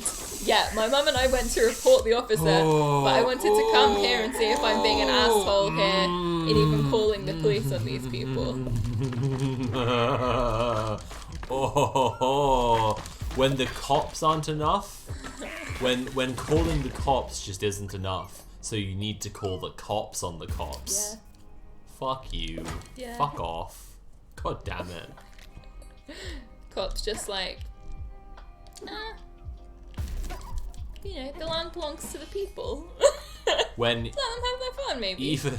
even the cop. when even the cops can see that what you're doing here is pathetic and you should fucking stop, then you need to call the cops on the cops. You ready to hear some comments that are gonna make you angry? No. Felt triumphant for honestly... a moment when the cop was like, just leave him alone. This is nothing. Fucking get over yourself. And then everyone underneath is like, wow, this guy needs his Everyone- department. Every one implies human beings, and I'd like you to say every Redditor Okay. underneath. Okay. Holy crap, this guy needs his department defunded ASAP. This is fucking why! This is what Reddit can fucking defund the police for? This is what makes Reddit want to defund the police. legit. This fucking thing makes Reddit want to defund the police. Literally, Jesus yeah. fucking Christ. No, fuck. No, I need to go cool off. Jesus fucking Christ. Jesus fucking Christ. Okay. Fucking hell. I'm just gonna tell you that.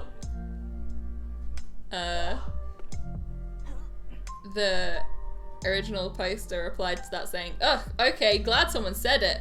I hate to bite my tongue to not tell him that."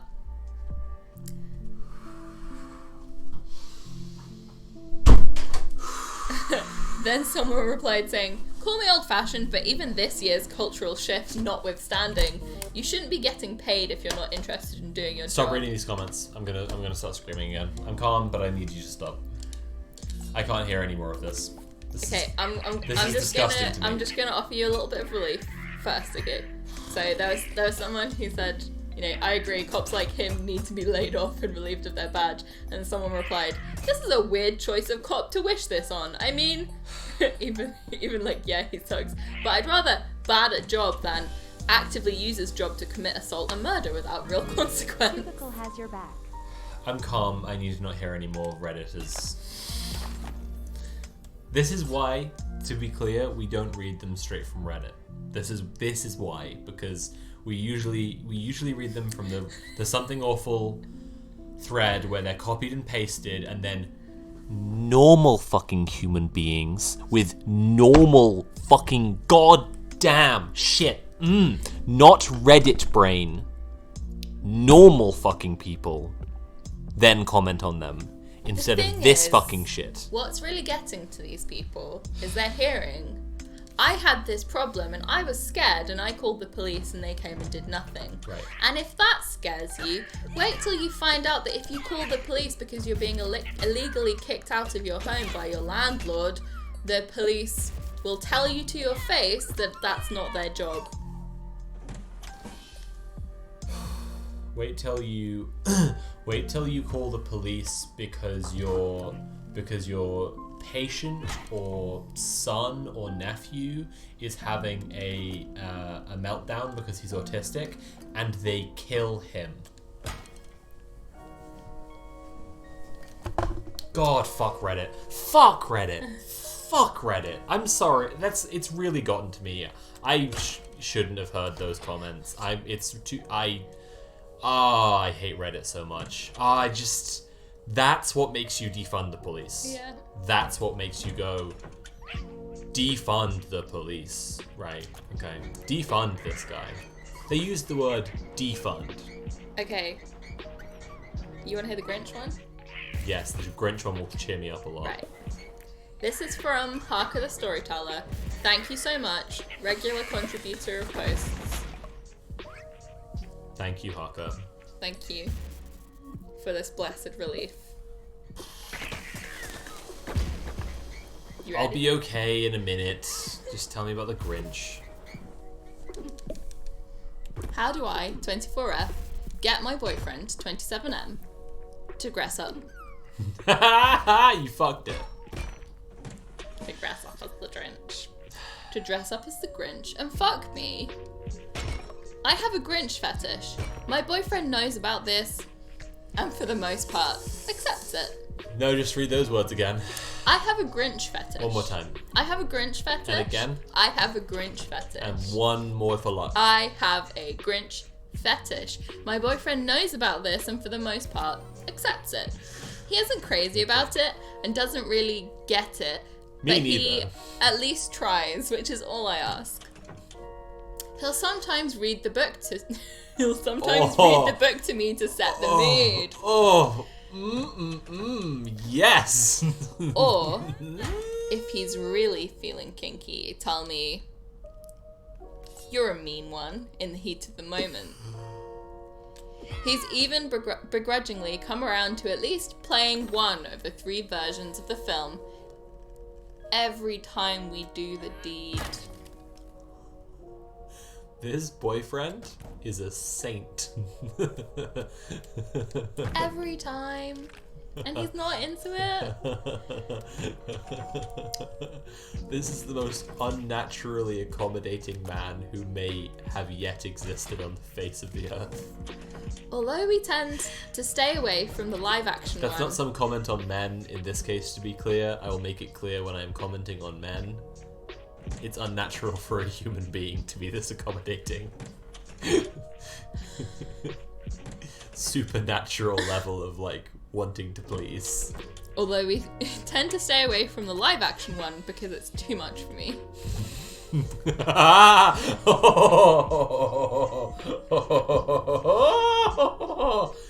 Too much how? I think you know. The thing is, I don't want to hear about the Grinch or listen to the Grinch or watch the Grinch. I want to be fucked by the Grinch. And for the record, this is common among women. The Grinch's bulging sack of toys, to me, and many others, I believe it, is what a Mack truck is to Cardi B.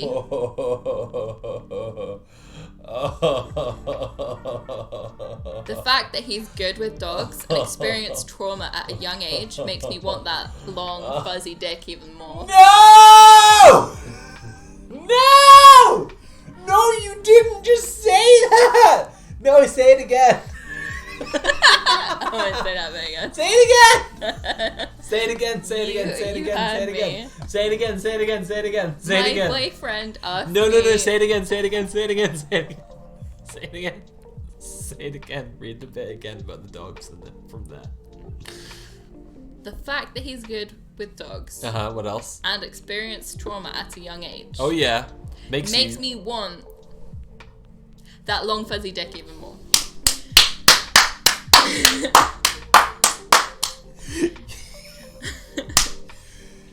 Yes! My boyfriend asked me what I wanted for Christmas. Yes! And I told him straight up. I'm mainlining adrenochrome right now. I'm fucking white knuckling on posts right now. This is too fucking much. Jesus Christ. What the fuck? Maybe I should have saved this one That for long last. fuzzy dick? My boyfriend asked me what I wanted for Christmas. And I told him straight up, I want him to put on the greenest, silkiest Grinch costume he could find, kidnap me from my bed on Christmas Eve, Yes! and then ravage me in front of the Christmas tree. In front of the... Sounds like a great time. Yes! Yes! Yes! Yes! Kidnap! Kidnap!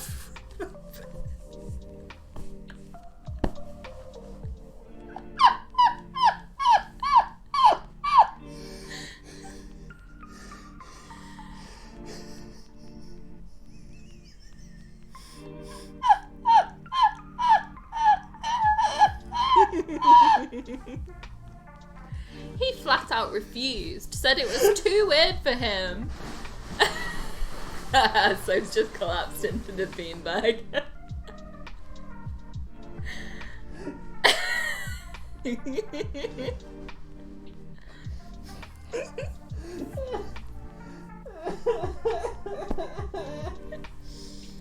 He flat out refused, said it was too weird for him. I was literally begging this man to wait for it.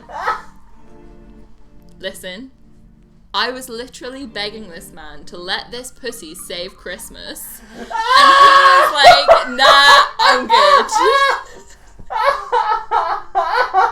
I love this so much.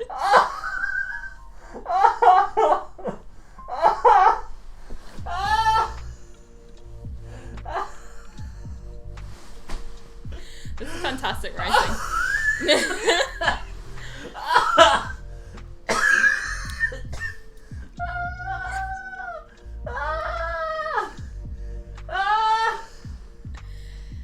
It ended up turning into a fight where he admitted he only gave in to my initial Grinch kinks to placate me and was still uncomfortable about the fact that I had moaned Grinch during sex a few weeks ago. But only because his song was playing in the background.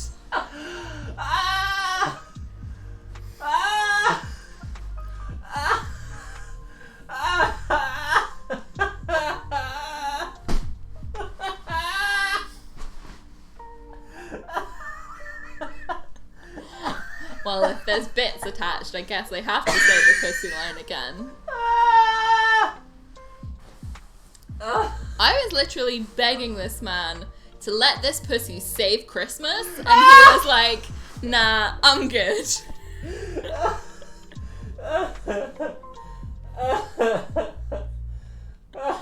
Okay. So he's drawn a line, and if I don't stop the Grinch fetish, which, as I said, is incredibly common among women, but sadly taboo, he's done for good. I don't want to lose him over this, but it's really hard for me to see past my sexual proclivities, especially during Christmas season. Is there any way we can even compromise on this, or do I simply need a more adventurous man? TLDR, all I want for Christmas is my boyfriend to dress up as the Grinch and fuck me, and he won't.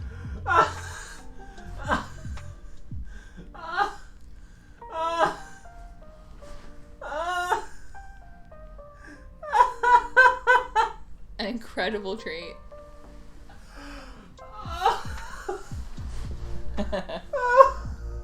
Penamat says, find your Grinch daddy queen. I wish her all the best.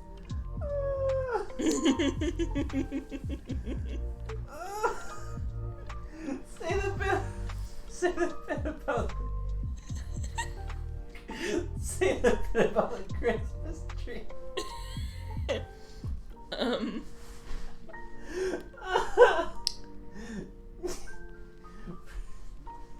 What she wants him to do. I want him to put on the greenest, silkiest Grinch costume he could find, kidnap me from my bed on Christmas Eve, and then ravage me in front of the Christmas tree. Yes!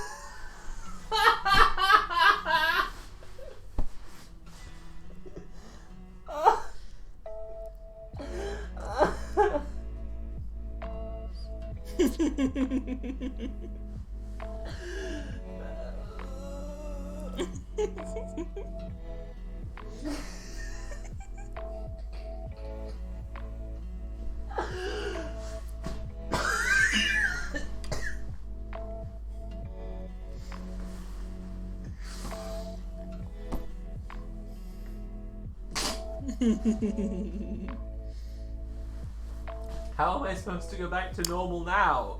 How am I supposed to live the rest of my life?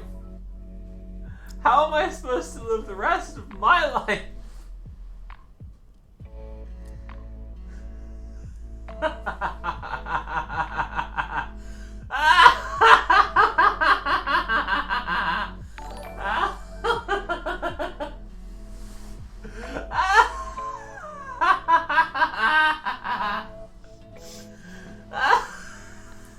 Did you see that one from Andrew?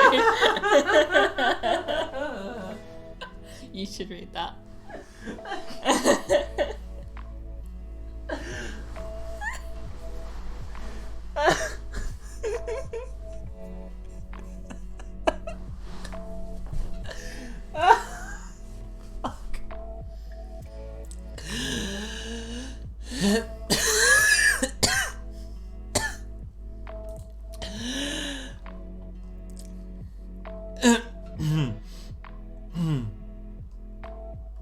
Okay. I said certified Grinch. Mistletoe wench. Long fuzzy dick. Make that Christmas tree flinch.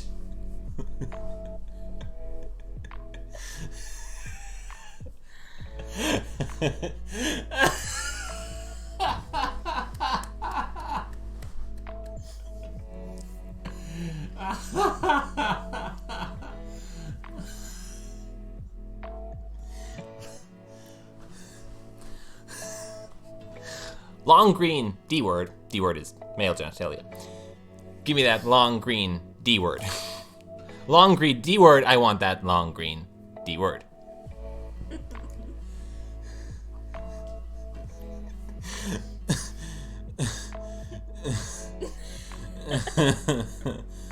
Oh. It's too much. It's too much. Say the pussy line again.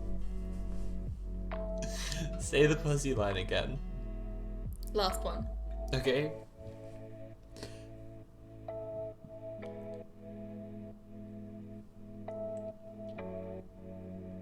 I was literally begging this man to let this pussy save Christmas, and he was like, nah, I'm good. Save Christmas. I love it.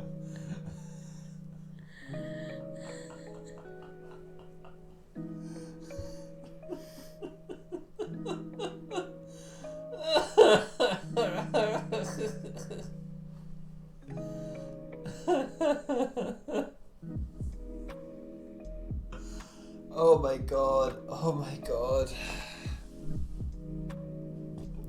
There's a Grinch in this house. There's a Grinch in this house. There's a Grinch in this house.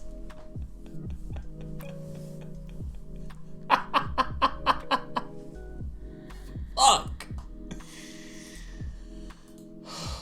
Okay. Okay. I'm gonna be okay. I'm just gonna need a minute.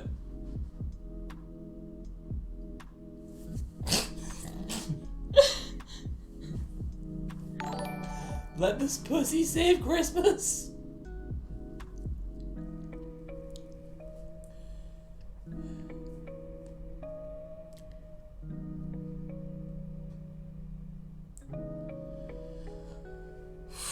Another one from Parker. Am I the asshole for refusing to Can wear I just tell you the best possible line in this rap would be give you an onion, eat it raw. Carry on. Oh. Am I the asshole for refusing to wear a bra to meet my friend's new boyfriend? TLDR, a close friend asked me to wear a bra when meeting her new boyfriend. She specifically, I was gonna say, like, the difference is whether you regularly don't wear a bra, right? If, Right. like, if you specifically chose not to wear a bra to meet... I'm just thinking of that previous post. Like, In the Grinch lore, in the Grinch extended lore, yeah. the Grinch loves to eat onions. They're like a special candy treat to him. Aw, Okay. that's sweet. So the best conceivable line would be, I'll give you an onion, eat it raw. Yeah, that's good.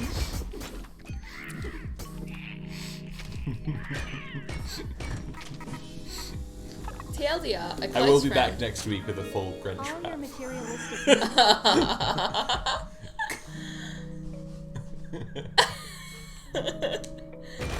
TLDR, a close friend asked me to wear a bra when meeting her new boyfriend. I didn't, and now she's upset with me. Huh? My close friend has been dating this guy for the past 3 months. She called and invited me over for dinner to meet him because she thinks he's the one. Before we ended our call, she asked that I wear a bra when I come over. I thought she was kidding, but she wasn't. I told her that's ridiculous. Oh, I haven't worn a bra in literally 5 years. Okay, come on. She's being fucking ridiculous. Like, Yeah, this that is just fucking how ridiculous. Also, just like so, like, no, just like, it's just like, can you not trust your boyfriend to like Wait. see a titty? Yeah. Like, So honestly. you can't trust your boyfriend to like know that a titty exists, Yeah. like in the universe. Like, you know, that's, I don't know, sad. Really sad. She told me that she didn't care before, but now that she's found someone she wants to get serious with, the idea of my nipples being visible makes her uncomfortable. That's really... That's just sad. Like, Yeah, even wearing a bra, your nipples would be visible sometimes. Like, just... depending on the bra. That's just absolutely. life. Okay. People have nipples. Yeah, exactly. People have nipples. Like, It's... I was offended, but whatever, I said sure. The next week comes and I'm getting ready to go over to her place for dinner, and I remember what she asked me. I totally forget to get a bra. The only one I had was one from when I was 20 pounds lighter and it didn't fit. Yeah, that's what I figured, like, she probably doesn't even have a bra right now. I thought, fuck it, and I wore something I thought covered the goods. I went over to her house, and I swear, as soon as I took off my coat, she was staring at my chest. She seemed peeved. Cool, so, like, or else I'll make you incredibly uncomfortable all the time. I'm just gonna, like, sexually harass you if you don't wear a bra today. Cool, I love that. I love that. Fantastic. That's what everybody wants. She was...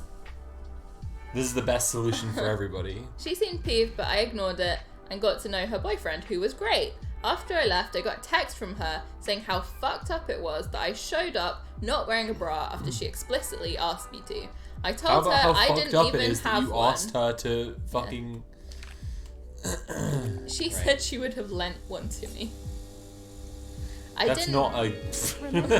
like, okay, alright. So she's supposed to just wear a bra around your boyfriend? Like, for the rest, like, what? Come on. Okay. She said she would have lent one to me. I didn't even know what to say. I think she's overreacting, but I may be wrong. Am I the asshole? Nah. No, you're fine. It's a big her problem. Yeah.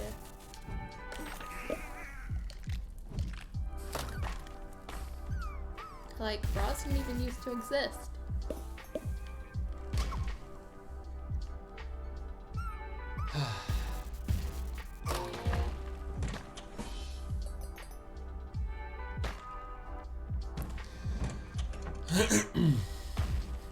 Just wear a bra and nothing else. Power move. Fully assert dominance. What? Fuck.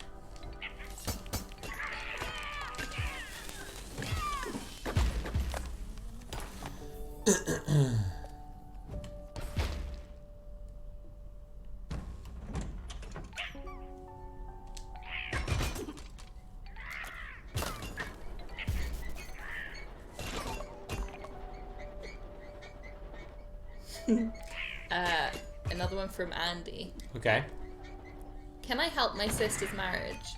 So my sister and her husband, 26. Generally speaking, no. Yeah. Generally speaking, there are 2 people who can help a marriage. Unless the marriage contains more than 2 people. I mean, That's my hot be take. supportive. Well. Been married for 5 years now. My sister was warned that her husband games a lot. She was warned, so... But she went sympathy, through really. with it anyways. She went through...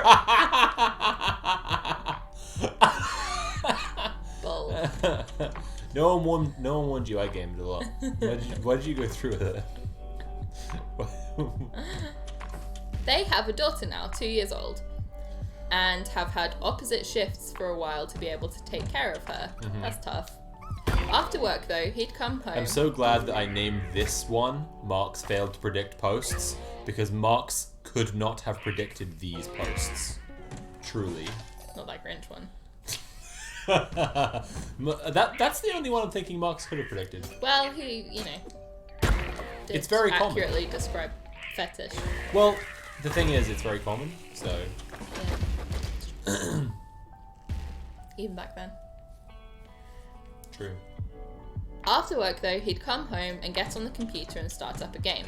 My sister is out the door by that point going to work, thinking it's fine for a little bit because he needs to unwind from work that day, which would be fine for a little bit if he didn't have a daughter to look after. Maybe Marx's pussy wanted to save Christmas.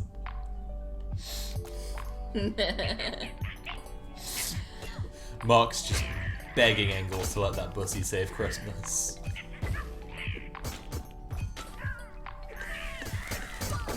Well, now we are on daughter number 2 that just got out of the hospital yesterday from being birthed. He comes home with his wife and second child. Mm-hmm. Is it they are on daughter number 2? Really? Not... Okay. He comes home with his wife and second child, getting them set up for a bit, then goes to gaming before my family shows up wearing our masks. Hell washing yeah, our gaming. hands, returning the first daughter. I love gaming. His screen gets shut off, but the computer is still on. We get some pictures really quick and get on our way to limit exposure time. He goes back to the gaming, leaving my sister to deal with a newborn, a 2-year-old, and an attention-starved husky. That was just yesterday. Yeah, that does sound like a lot. Yeah, this sucks. Yeah, Dude, this sucks. that's not good. Like, I know capitalism sucks and everything. You deserve time to relax, but your wife doesn't have that time, so... Yeah, this would be in the taxonomy of posts is what we She's usually just call... had a baby. This in the taxonomy of posts is what we usually call a dude's rock post. Where the dude is a rock. This is one of those moments where you go, yeah, dude's rock. It fucking sucks. Yeah, that's the fucking worst. Tonight my mother gets a text from sister to come check on her because she doesn't feel good and has been sobbing for a while. Maybe other sister. Her blood pressure was borderline emergency and her husband was actively gaming. Actively gaming. Well, I mean, he's not going to be passively gaming. No. Or is he? He's a gamer, Thank so you for your business. he's passively gaming like people passively smoke. Just doing. His friend is gaming, and he's just sort of breathing in some of the gaming. When he is doing anything to help, he's just playing a little cookie clicker game at the same time. I'm worried that this situation is putting too much stress on my family because every time we discuss anything to do with him, gaming comes up, neglect, and being a bad spouse/father. Is there any way I can get him to snap out of the habit of gaming and get him to focus on being a father? Yeah, sucks. just let that pussy say Christmas. If you know what I mean.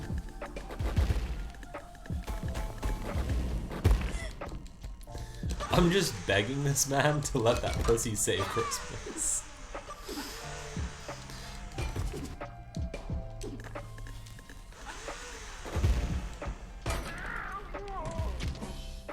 I only game socially nowadays or when I'm drunk. That's good. Driving under the influence of gaming.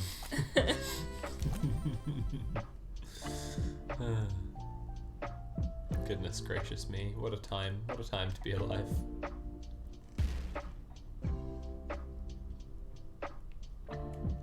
Alright, I think that's my posts. You might have to go get the Fufu post then, Oh shit. because I'm actively gaming. You're actively gaming. I'm afraid I'm actively gaming right now, so I would, but I'm actively gaming. Oh no. What was that? I said I'm actively gay. Oh.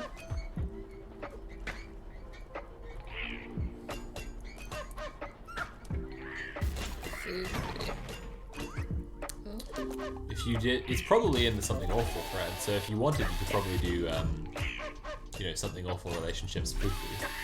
Yeah, I'm just doing r/relationships because that'll, if it's in Something Awful, it'll come up with that as well. So Yeah, but if you just if you wanted to make sure was what I was thinking.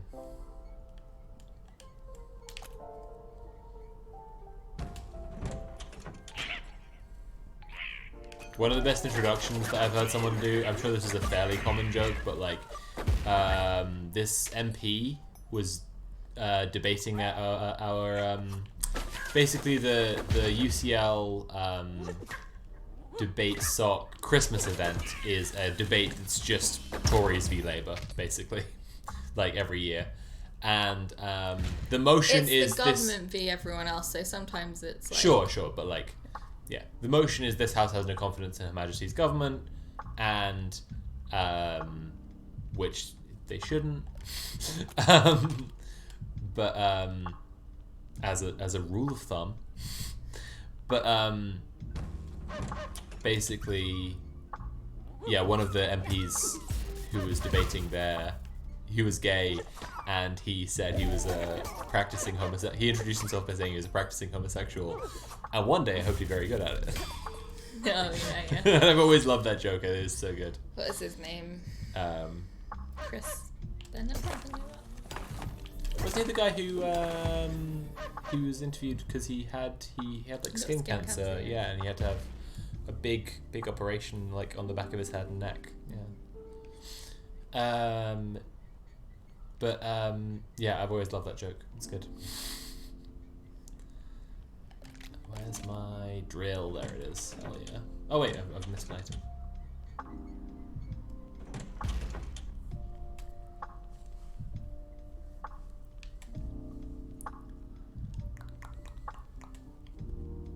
Alright, that's good. Chris Bryant, I think that guy was the guy. What were we saying How before? is fufu spelled? Oh, are you not finding it? I'm not, but I'm doing it with U's. Maybe it's O's. I don't think it's O's. Are you doing a space between foo and food? Yeah. I tried it both ways. Oh shit. You're way ahead of me then.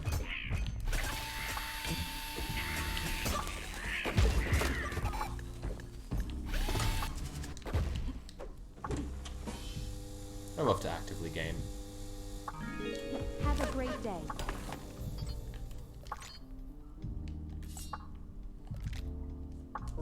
Shall I have a look as well? Go for it. I'm not Google seeing race? A Google sprint to the finish? I'm truly not finding it.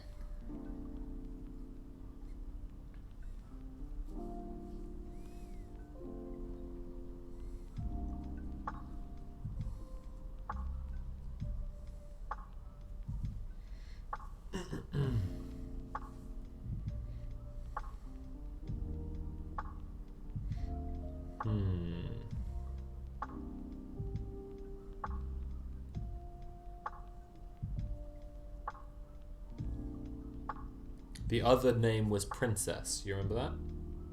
No. Okay.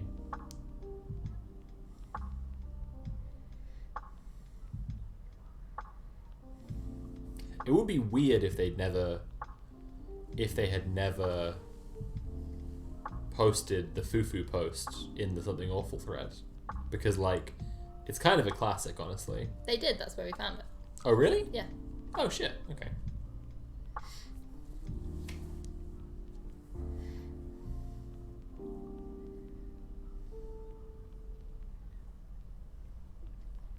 Sorry for the dead air, everybody. We're just gotta Well, find should we this, just you know? do it next time?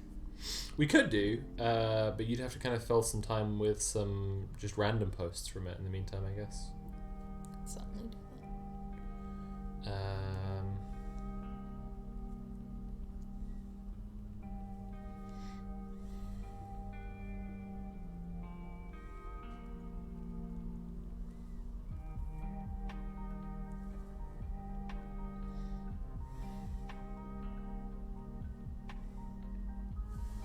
It was definitely Fufu yeah. was the name. Fox Quirk also sent me a post from. Oh, cool. It's not from Reddit. It's from. They've translated it from Swedish. Oh, Yeah. okay. Thank you very much. Extremely exciting.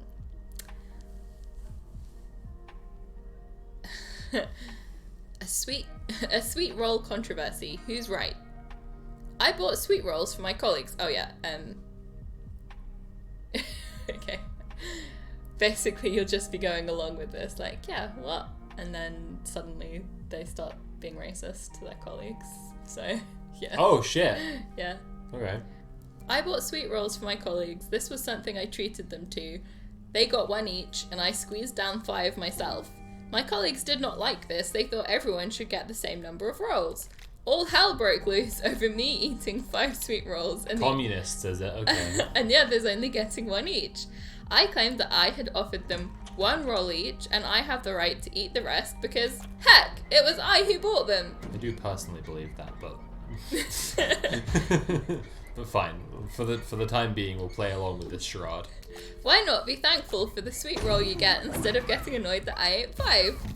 They thought it was unfair and damn bad style. I'll never fucking treat anyone to anything again.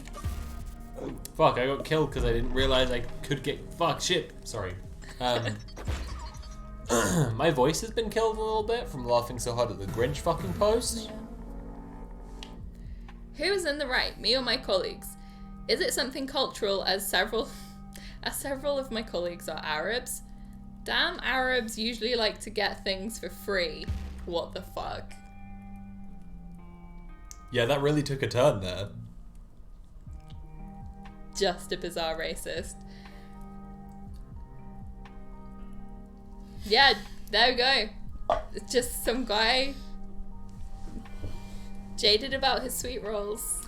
And then there's the racism. I'm more confident I can find the Fufu post, so I'm gonna Google. Okay, go for it. You take over actively gaming, and we'll just chat in the meantime, I guess.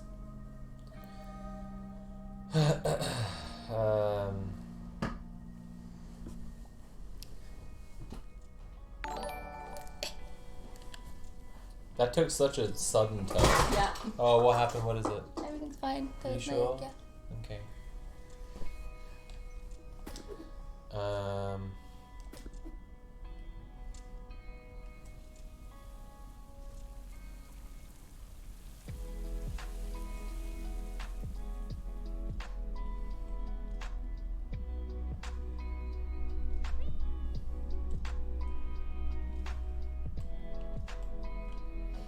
I'm searching something awful lasagna in order to get the thread up, and then I'm going Instagram dog.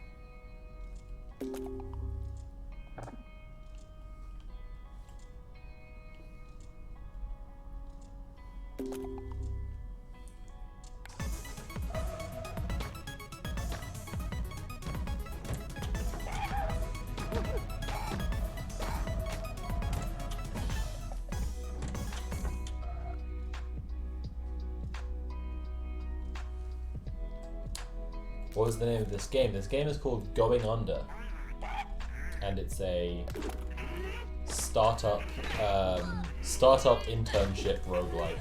That's gonna explode on you, know. So I didn't throw it. Just How do I throw? what? I thought it was just some objects you can throw and some objects you can't. No. Oh, how did you throw? Left trigger, right trigger. Oh. Had no idea. Focus and then throw. Like that. Interesting. Yeah. What? I didn't play any of the tutorial stuff in this game.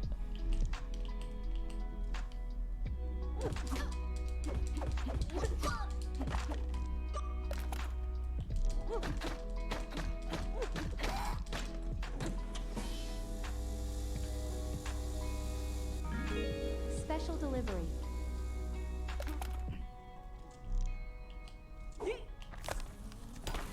Is Fufu even right? I'm like starting to doubt Fufu It's now. definitely Fufu.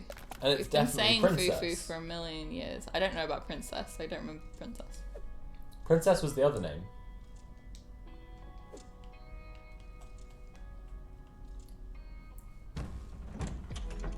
Was it the flatmate who was calling her Princess? It's okay, I'll just keep looking.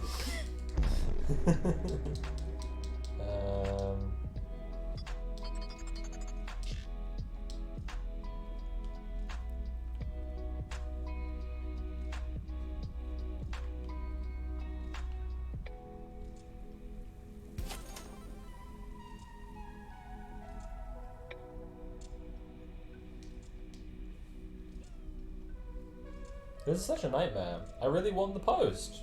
Let's just read it next time. Alright, I'm gonna try and get it for next time. Sorry everybody, it's been hard to find. I did expect to be able to find it. Yeah, I thought I'd be able to find it really, really fast with just a simple Google. Such a classic one. Right, exactly. In its stead, I will read us one last post, and then we'll end the stream tonight. Because we've already had some absolute gold.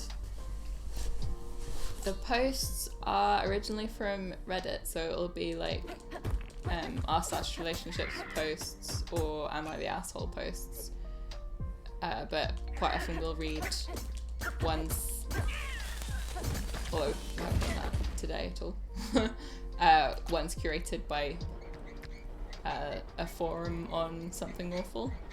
But today all the posts have been ones that lovely viewers have submitted to us. Exactly, and if you want to submit more posts, you can tag me at TheMaSophie or Natalie at Snornat on Twitter, or if you're in the Discord, you can tag us either there and submit them. And I had so many today. But if you're enjoying this, we do this stream every Friday. You can support us by subscribing here. You could also check out patreon.com/curiovids if you want to see some of my YouTube related exclusive content on Patreon. Yeah.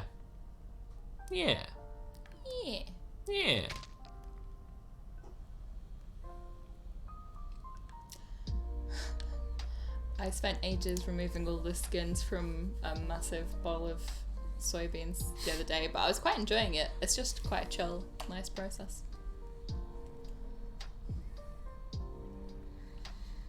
Okay.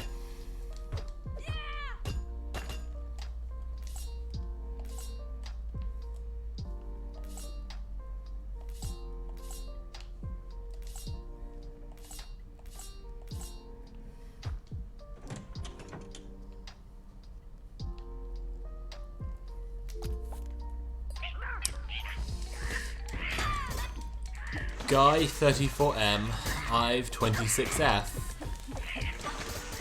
been dating, spends at least 3 hours every Sunday organizing his display of blank. I like him very much, but he won't travel, work, be social, or intimate if it interferes with this ritual. Deal breaker?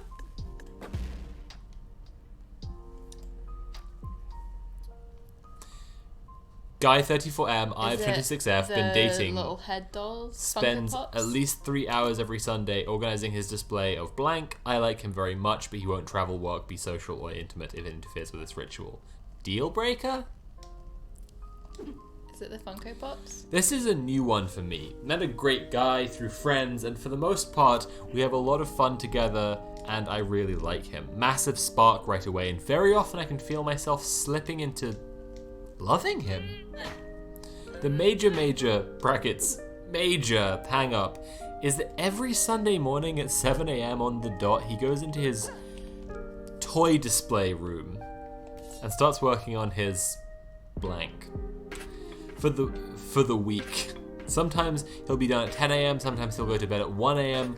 Monday, and he'll be late for work because of it. He won't talk, he often won't eat, he won't answer calls while he's doing this, so essentially he's checked out anywhere from 3 to 18 hours. My dad was an alcoholic, and the eager anticipation of my boyfriend looking forward to going into his blank reminds me of the way my dad used to look forward to going to the bar.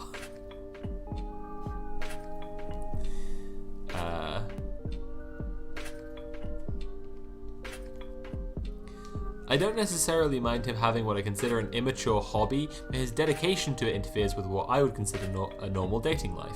We can't go out of town for a full weekend, brackets we often can't get Airbnb on a Friday night and have a great time. Oh, sorry, we often, sorry, she's saying that they can do that, sorry. Brackets, we often get Airbnb on a Friday night and have a great time, but she'd like to have the full weekend. Right. I can't plan on him coming to Detroit Lions football Sunday with my family. So it's basically he just has one day every week that's definitely all to himself and that she can't do stuff with him. Come on, that's fine.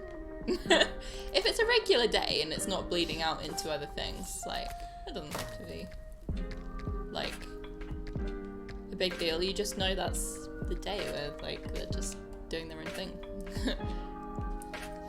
It also affects Saturday nights, she's saying here, because he does like to get up at 7 a.m. on the dot to begin Okay, well, still. Like, organising his He-Man figures in his He-Man room. His special room for all his He-Man figures.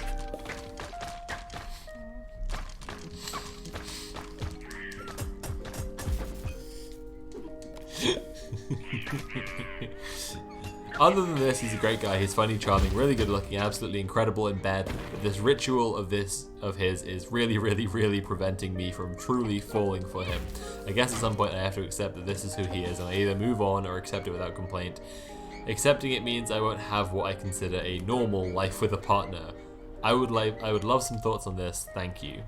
I honestly feel like that's much more inconvenient things, right? Someone commented asking if she just wanted to get involved, enjoy his hobby with him, and she replied, "He would never allow that. I'm not even really allowed to go into the room. The only person who can is his best friend from childhood who lives across the country, but as I understand it, has a similar display and ritual." Aw, that's sweet.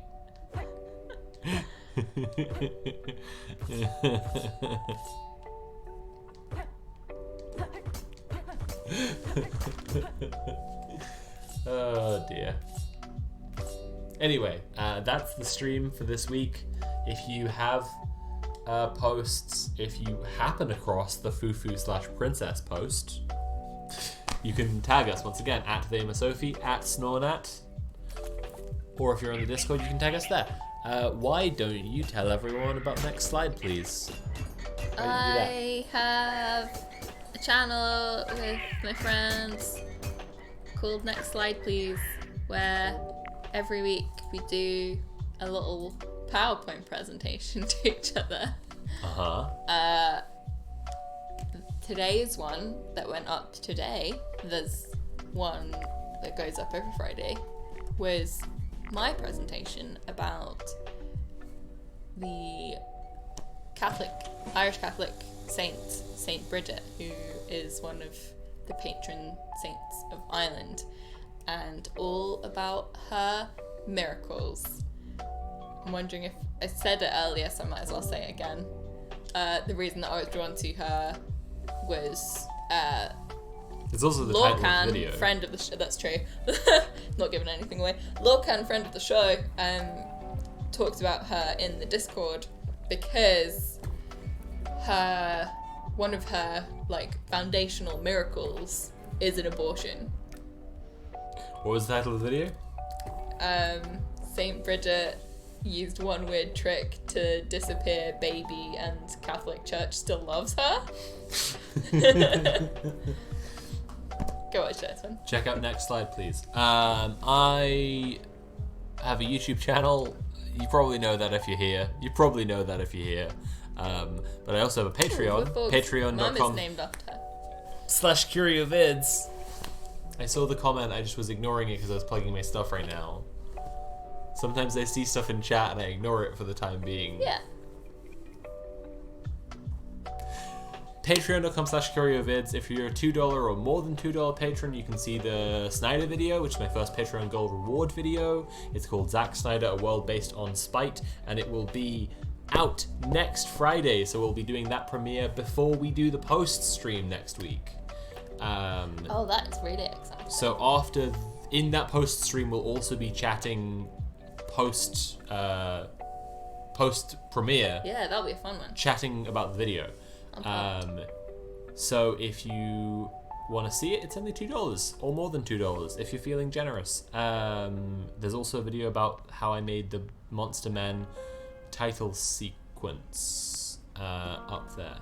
And anything else, if you want to support our efforts on Twitch, you can subscribe on Twitch.